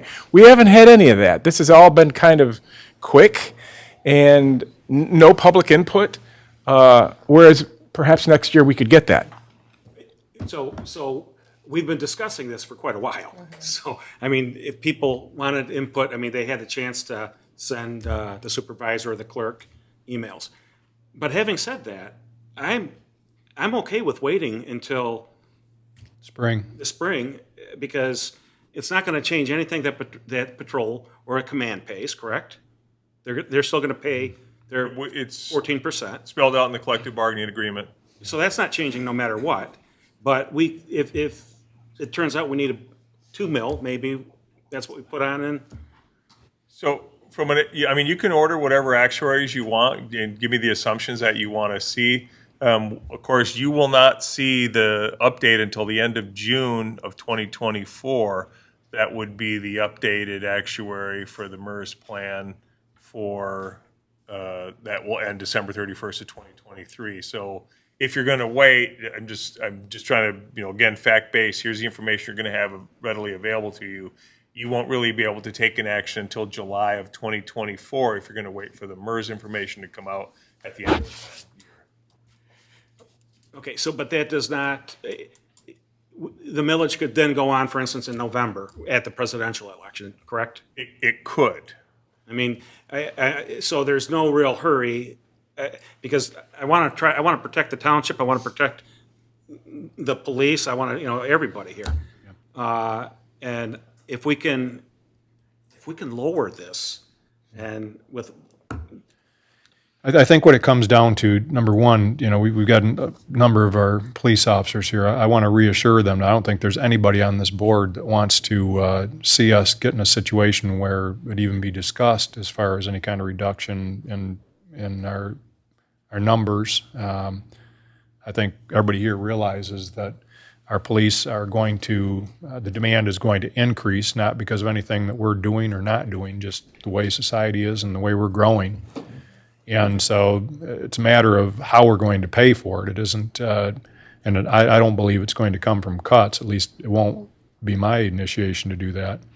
And I don't think this board would move to do that either. But I think we're just trying to get a better handle on what that number needs to be is what the consternation is about is, can we handle the cost? And it's kind of an unknown. We haven't, the credit card bill hasn't come, but we're trying to guesstimate what that's going to look like and whether or not we have enough currently to cover it.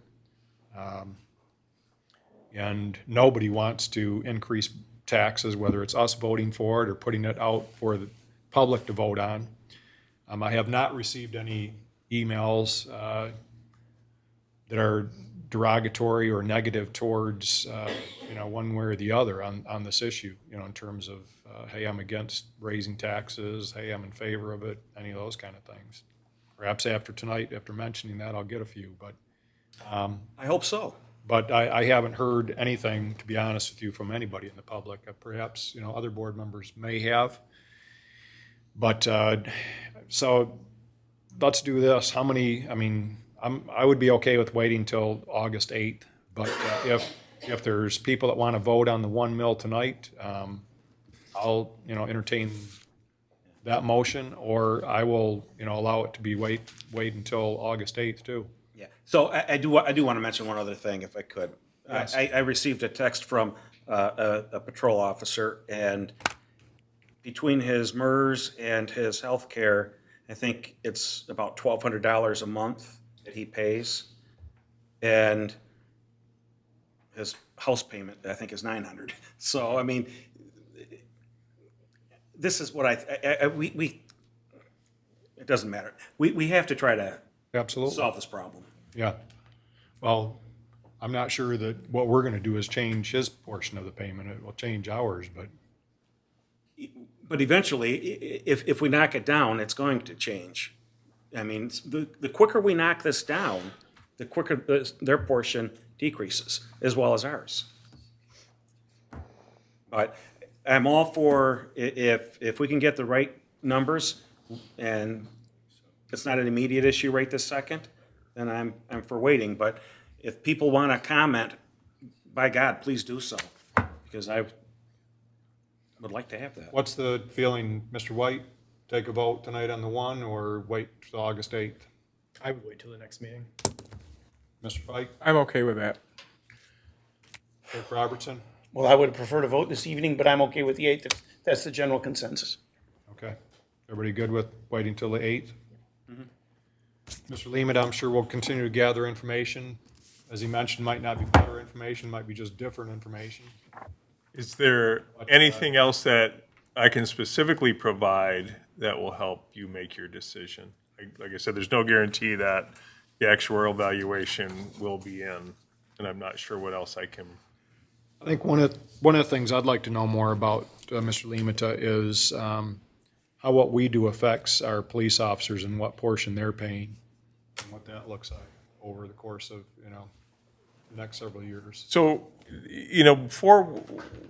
before the contracts that went into effect on 1/1 of 2023, we had a MERS plan that capped employee contributions at 8%, employer contributions at 15%. Anything over and above that was required to pay for the plan was split 50-50. So that's why when we were going into negotiations last year, they were looking at 17.29% would have went into effect on 1/1 had we not reached an agreement. And we were at 29.29, we were gonna go to 31, whatever. So, now the collective bargaining agreement specifically spells out where they're gonna be, and maybe you guys could correct me if I'm wrong, it was like 14, 13, 11, is that what we're doing over the next 3 years? So they're 14% this year, 13% 2024, and then down to 11%. So it brought it down. Like I said, I know our costs are going up, and we know that the impact for us. We were at 30%. We're going to continue to go. We're going to be, picking up that extra 6 percentage points. That's going to push us up around the 40%. That's why I say our costs are going up. We know employer costs are going up. But what about the cost for our officers? That's negotiated. So now it's capped at 11. We'll be back in negotiations in 3 years, and that will be another topic of discussion at that point. The toughest part for them is you have to remember, there's going to be fewer of them in 3 years. There's going to be several guys who are going to be retired. Going to be fewer of them paying in. The costs are going to come up, but the employer is going to have to absorb all those, because otherwise it would end up being the last man standing would be paying 110% of his paycheck to support until he got to retirement. So that's the idea of capping them and getting them locked down. It's all going to be negotiated. I think the goal was to get them back down to that 8%. Well, if we can get rid of the unfunded liability, then that's not a problem, because, like I said, the employer's normal cost moving forward, 6%. I mean, it's going to be negotiated in future contracts. So our goal is not to, go up from that 11%, it's to bring it down further. Right. That's all I would caution you is just keep in mind while you're putting these numbers together is, like I threw out the number, $9.3 million for your police department is what you're spending out of your general fund. Yeah. We deliver services through human capital, right? We don't save a lot of money. I can't buy cheaper paper, things like that. Sure, we're always trying to be cost effective there, but it's all human capital. So we talk about, well, what if we had to come up with another $1.5 million to maintain the force exactly with the, sworn officers we have and all the personnel? I don't have the ability to find the money in other departments. We run pretty rock bottom. We could eliminate a few positions here and there, but that's why I caution, why we're trying to get this done without cuts to our department. Mr. Supervisor had mentioned earlier, we're going to continue to grow. We're 40,000 people strong and growing. We're going to need more officers, not less.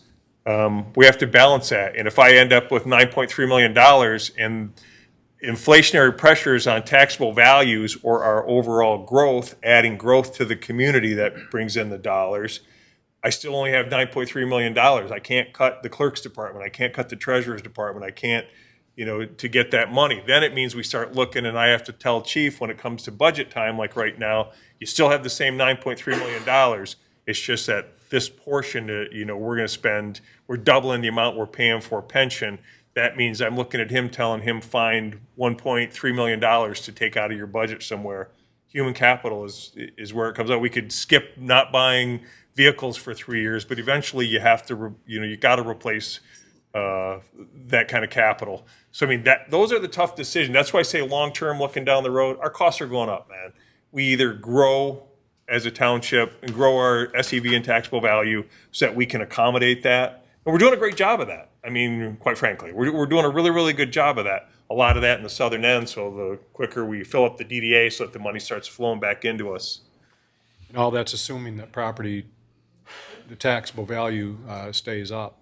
Sure, we could hit a 2007, we could lose 35% of our taxable value in 1 year, and then, that's a whole nother factor.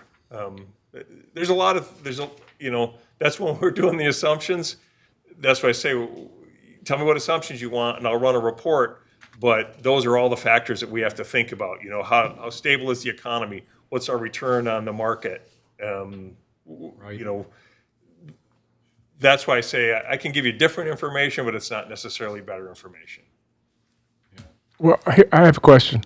If he's to give us information, maybe you could put on a sheet, all right, if we ask for an additional half, or if we ask for an additional 1 mil, what does that mean for the average taxpayer as far as their property tax? How much would that be extra?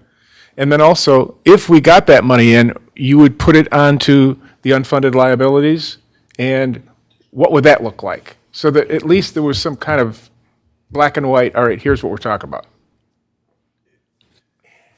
I can run some scenarios like that. I mean, a year ago, the average value of a home was $194,000, right? So what does that look like in taxable value at a $500,000, $50? Is it, $100 if you go to another full mill? What would we do with that money? If your goal is to, like it has been, is to go after unfunded liability, this board has done an amazing job. Every year, we don't grow new programs. We're not doing any of this. That money's been going towards paying our unfunded liabilities at a pretty good pace. And it reversed a trend up till prior where we weren't even paying the full boat on retiree health care. We were always falling about $500,000, $600,000 short. We've changed that. We've gone after it. Now that we've done that, can we be more aggressive and go towards the police department pension plan? Yes, I think we can. But again, will the economy stay strong? Will we not have a correction? I mean, those are all the questions that, I'm not an actuary, but I can certainly hire actuaries to provide every one of those scenarios to us. Just costs money.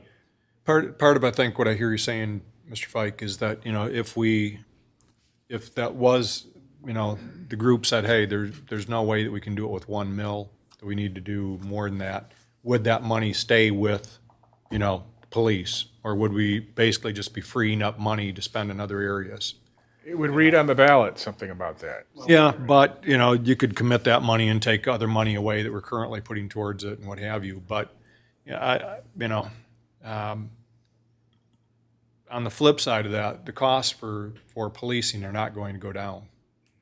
And we might be able to play a shell game for the first year, or board, whoever the board would be next, term. However, the costs, unless they're going to reduce police, there's no way they're going to pay for it without increasing budget.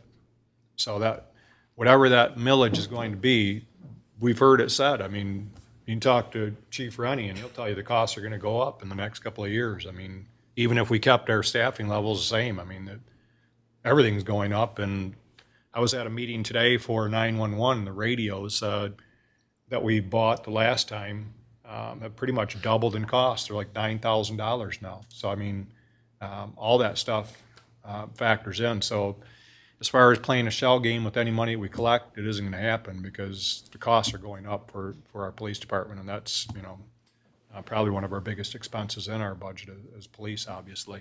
Right now, you asked, what do we pay? On a median home value of $194,000, at least in 2021, on a $194,300 home, township police millage, you would have paid $96.16 for the 1 mil.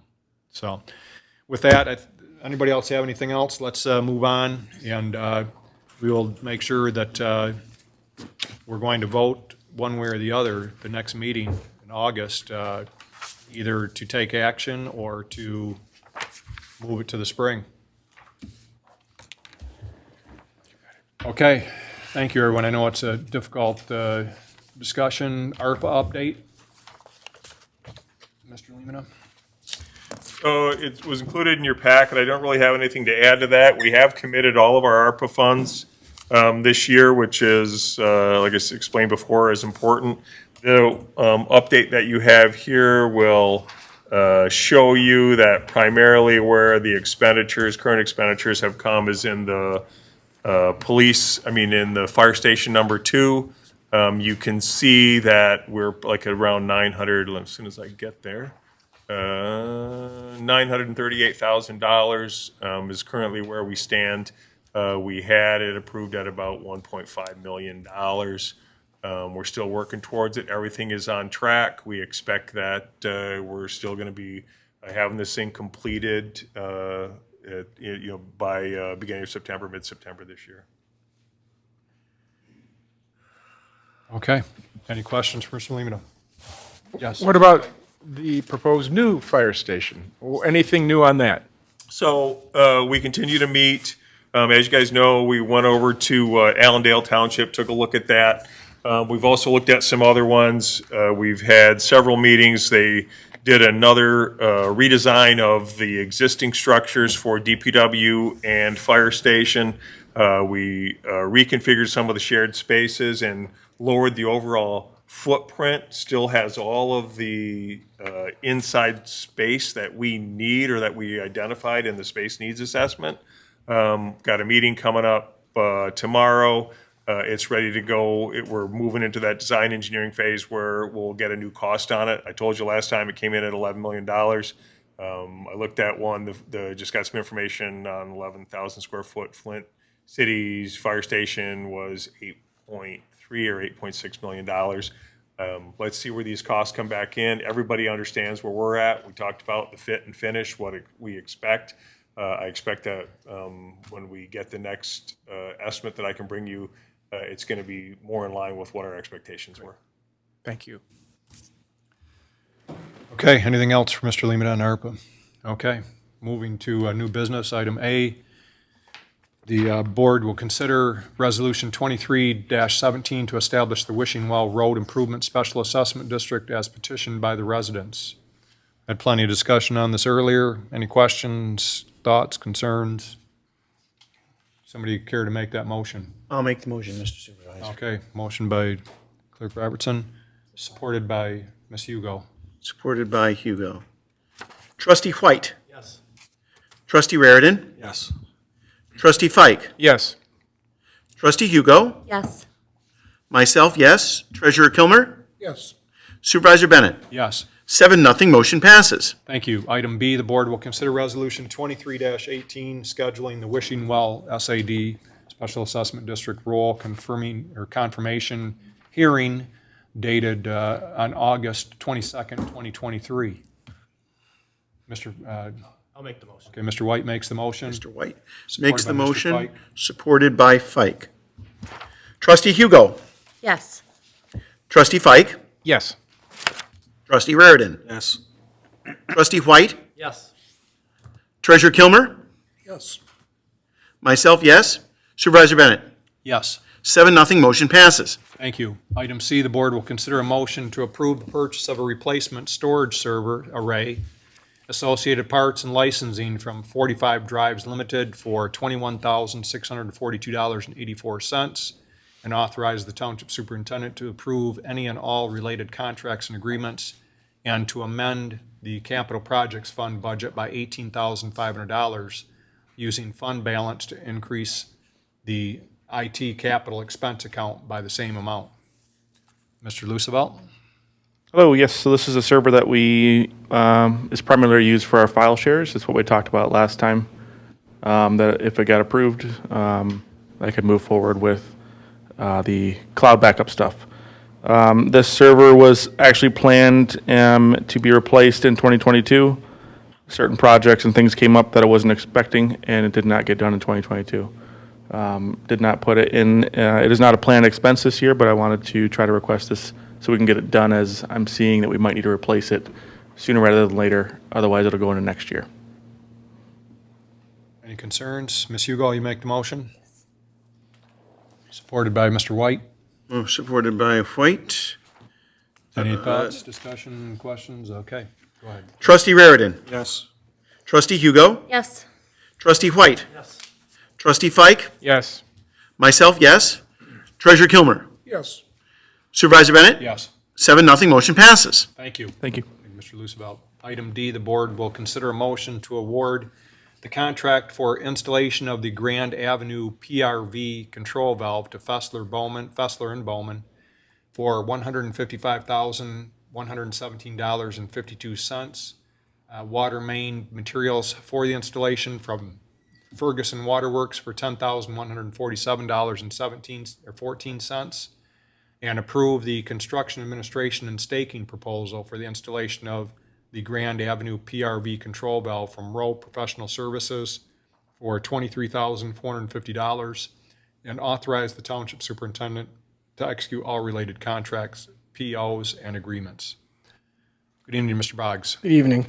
This goes back to the Enterprise Park project. When we were installing the water main, we discovered that there was some pressure variance looping the water main. So back in February, the board approved purchasing a pressure reducing control valve. Right. That valve is in.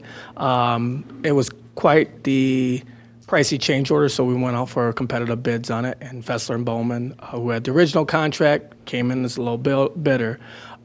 With that, we worded the contract to the same pricing schedule of the original Enterprise Park project, where we pre-purchased the water main materials at, because of lead times and whatnot, and we were able to hold those unit pricing. So that's why we went out and purchased the materials to complete the project, and the staking and surveying would be done by Rowe.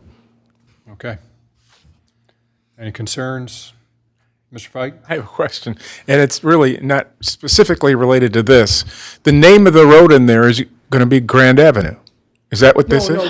Grant, so the valve is looped into a subdivision called Creekside Village, and that's Grand Avenue. That's where the van. That's where that name came from? Yes. So have the names been picked out for the roads all in there? Enterprise Drive, I think. Yeah. Enterprise Drive, yes. And the addresses, because it's a private road, so the addresses are key to Enterprise Drive. Gotcha. Okay, Ms. Hugo makes the motion on this item. Hugo motion, Supported by Mr. Fike. supported by Fike. Trustee Fike. Yes. Trustee White. Yes. Trustee Hugo. Yes. Trustee Raritan. Yes. Treasurer Kilmer. Yes. Myself, yes. Supervisor Bennett. Yes. 7-0, motion passes. Thank you, everyone. Thank you, Mr. Boggs. Item E, the board will consider a motion for zoning text amendment case number 674H, clarification on recreational vehicle parking. Good evening, Mr. Smith. Good evening. This item's been a bone of contention for a few years. Yes, so at the July 6th meeting, the Planning Commission meeting, there was a public hearing for the zoning amendment to regulate recreational vehicle parking and storage, specifically clarifying consistent usage of the term recreational vehicle, requiring recreational vehicles to be parked on an approved driveway if within the April 1st to November 1st deadline that we allow, and prohibiting on-street parking of or storage of any recreational vehicles. The reason for this was the code enforcement gentleman and lady. This is one of those items that they deal with on a semi-daily basis. So we felt that this was something that needed more clarification. It's something that would help them on their day-to-day activities. The Planning Commission recommended to the Township Board of Trustees with an 8-0 vote. Okay. Any concerns, thoughts? We talked about this, right? We have in the past. Yeah, so we've Yeah. approved this, or you've approved this in the past. This is just clarification to help with their day-to-day activities so the residents know where they can and can't park their RVs. Okay. Is a motion in order, Mr. Supervisor? Mr. Then I Clark will, makes that motion. okay, and I will support that motion. Okay. Trustee White? Yes. Trustee Raritan? Yes. Trustee Fike? Yes. Trustee Hugo? Yes. Myself, yes. Treasurer Kilmer? Yes. Supervisor Bennett? Yes. 7-0, motion passes. Thank you. Thank you. All right, the item everybody's been waiting for here, I think. For a lot of people. Item F, the board will consider a motion to approve the purchase of Blower Flex uniform pants, short sleeve, and long sleeve shirts for $30,866.22 from On Duty Gear and authorize the superintendent to execute all related documents and agreements. Hi again. Chief? So first off, let me get to the quote just a little bit. So what this covers is for 42 of our sworn personnel, that's going to cover 3 pairs of pants, 3 short sleeves, 3 long sleeves for each. We don't quite have 42 sworn, so once we reached out and grabbed this quote. So we're a little bit low. This is going to be your absolute highest cost that we would pay for these uniforms. So I'll get to the why, of why we want to do this. When I was appointed chief back in November, I believe in listening to the people. So I sat down every single officer within our department, sat them down, and it was overwhelmingly what they would change is they said, you know what, we love the looks of our uniforms, however, they are so uncomfortable. And I would tend to agree. These uniforms are over 30 years old, and I think that we could all agree that fabric technology has drastically changed within 30 years. So if I could call Officer Streichert and Officer Weber up here, a little bit of show and tell. So we ended up going to the Chiefs Conference, reached out to several different vendors, and we ended up doing a wear test. We had 3 officers, Officer Carpentier, if you could step on up as well. So we did a wear test with 3 of our officers. We sampled 2 different uniform styles. They were flying across, and what you see right here is the Blower Flex uniform. So I brought them up just for a testimonial if you guys have any questions for them about how they feel. You know, my big thing within the police department is officer wellness. You know, if they look good, they feel good, and less stress when they're out there in the field. So these uniforms right here, they actually have some give. So we have a problem with splitting pants constantly with these current uniforms right here. They're heavy, they're hot. These allow the officers to breathe a little bit. There's more pockets available to them because room on our duty belts are running out quite a bit, so they could store tourniquets inside their side pockets. It also has some pockets up on the inside of their shirts to where they could put latex gloves as well. And it's breathable. You could see like underneath the armpits, it allows for air circulation, which we just don't have. So, you know, that's why I bring this proposal here before the board here tonight. It's still a very professional look, so we don't want to take away from the respect of the community that we already have. So that's why we went with this. What do you guys like about them? Yeah. What's that? Okay. Are they all season, or is there a winter version, or what? So we will have the long sleeve available as well. And we transition in October for that. Dr. Reardon? So, when I found out about this, I was going to be an absolute no vote. But having said that, it looks good. Yeah, it looks great. I mean, it's Maybe it's just these officers, though. it could be just these guys. True. But it's not Officer Clark wearing the BDUs. It's not, that's what I was thinking you guys were, and I was going to be, and that's a different position. I get that. But for command presence, I think that fits. So Yeah, when we talked about it as a group, we still wanted to maintain that professionalism. that Grambling Township is known for, the police department, so we didn't want to stray away from that. So, and I think that ensures that we're not going to. I support this, but I just have a question about, do we usually pay for uniforms, or is that usually like a line item deduction out of? Because I know different agencies do it different, I'm just kind of curious. Mr. Lemata? We pay. We pay? Yeah. Okay. And That's just the way it let me add just one more thing to that since you brought that up. So our current pants for females, that costs $200. So for male officers, $130. These pair of pants right here, $90. The shirts are still comparable, so they're $90, you know, and these are $90 as well. So it's actually a cost savings for the township too, to transition to this uniform here. What are the other pants, wool or something? Yes. Are you going to give, because you mentioned to me before about keeping the Class A? Yeah, so we're not going to completely stray away from this uniform. If there's a police officer's funeral, this looks great. So, and we want to show up still within this uniform compared to the Class B uniform. So then we would be mandated to go to this uniform or any major special event. Okay. They look good. You know, if it makes us be able to move a little bit easier, and obviously, you know, like you said, you know, material has changed over even the past 5 years, you know, in terms of clothing. I'd be in favor of it. So you make the motion, Mr. Fike? I overwhelmingly support the comfort of our officers. Motion by I make a Fike, Yes, support. supported by Supported by Ms. Hugo. Yep. Trustee Hugo. Yes. Trustee Fike. Yes. Trustee Raridan. Yes. Trustee White. Yes. Treasurer Kilmer. Yes. Myself, yes. Supervisor Bennett. Yes. 7-0, motion passes. Thank you. All right. What's the time frame, Chief, that you'll see? Okay. All right. I'll be contacted. Okay. All right, thank you. Well, and you can tell them. Next item, By looking at the material.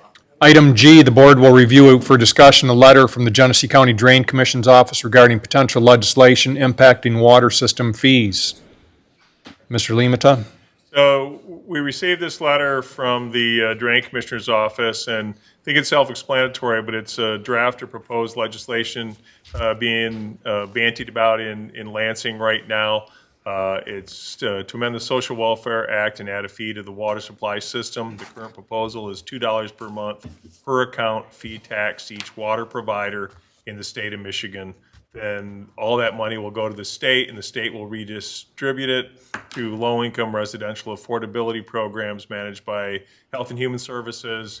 You know, all the details have not yet been come out. They really do expect to see this move through, and they wanted everyone to kind of weigh in, and if you guys were so inclined to let your elected state legislatures know that whether you support or do not support the concept of this. And clearly the funds are to be used for people who are struggling to pay their water bill, but basically every account on water is going to be charged $2 to be redistributed by the state.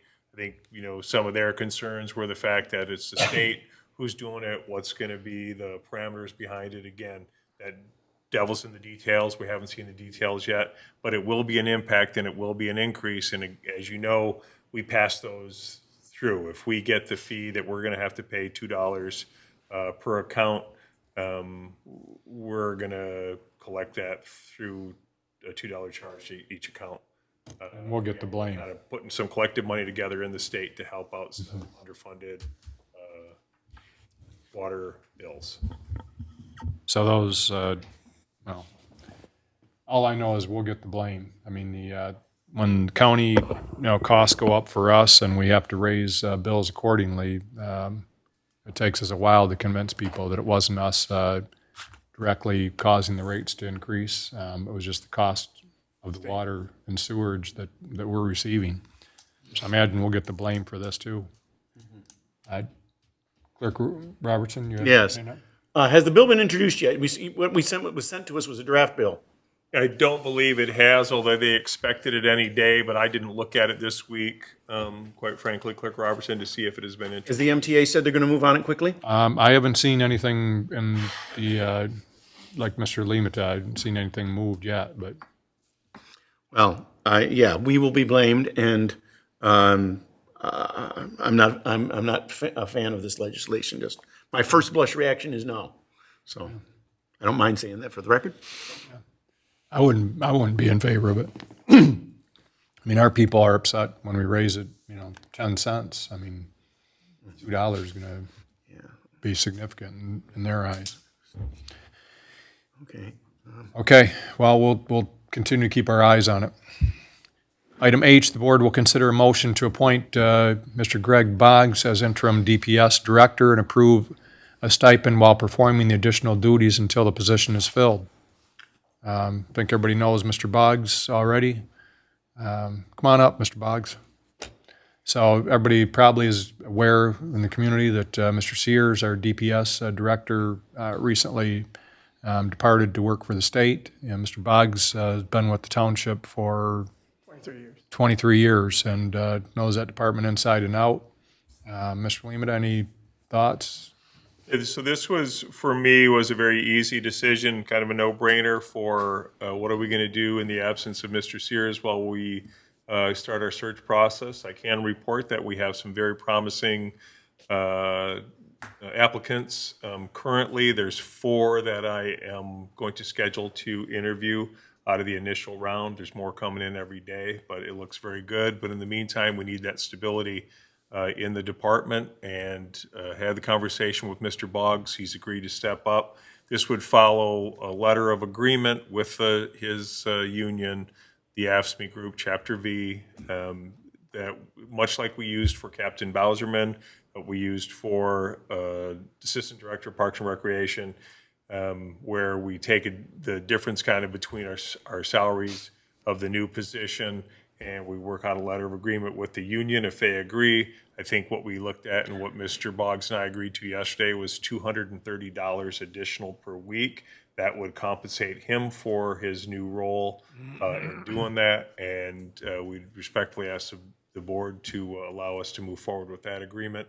Obviously, he'll take one more step, but I know Mr. Boggs has already reached out to his union, and it appears to be that it's not an issue. We trust him 100% to handle this position moving forward in the interim. Okay. Any thoughts? Is motion in order, Mr. Supervisor? It is. I'll make that motion. Supported by Mr. Fike. Motion by Robertson, supported by Fike. Trustee Fike? Yes. Trustee White? Yes. Trustee Hugo? Trustee Trustee Raritan? Okay. Treasurer Kilmer? Yes. Myself, yes. Supervisor Bennett? I've twisted his arm to go even further. but- Supervisor Bennett? Yes.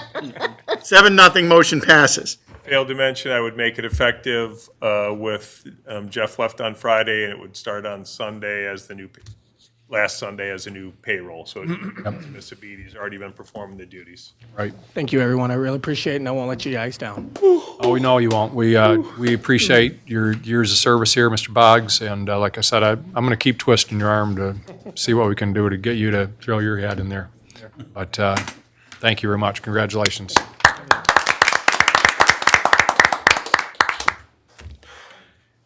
Okay, so strategic plan item up for the next meeting. I think we're going to review our plan. Any board reports? I know we've gone a little bit long tonight. Mr. Limata? I'd just like to ask the board to consider going into a closed session so that we can have a conversation about the collective bargaining agreements with the AFSCME Group. Okay. Mr. White makes that motion to go into closed session, discuss the AFSCME Group, supported by Mr. Fike. Okay, motion by White, supported by Fike. Correct. Trustee Hugo? Yes. Trustee Fike? Yes. Trustee Raritan? Yes. Trustee White? Yes. Treasurer Kilmer? Oh, of course. Stay here. Myself, yes. Supervisor Bennett? Yes. 7-0, motion passes. We go into closed session at 8:11 PM. How about can we stay right here?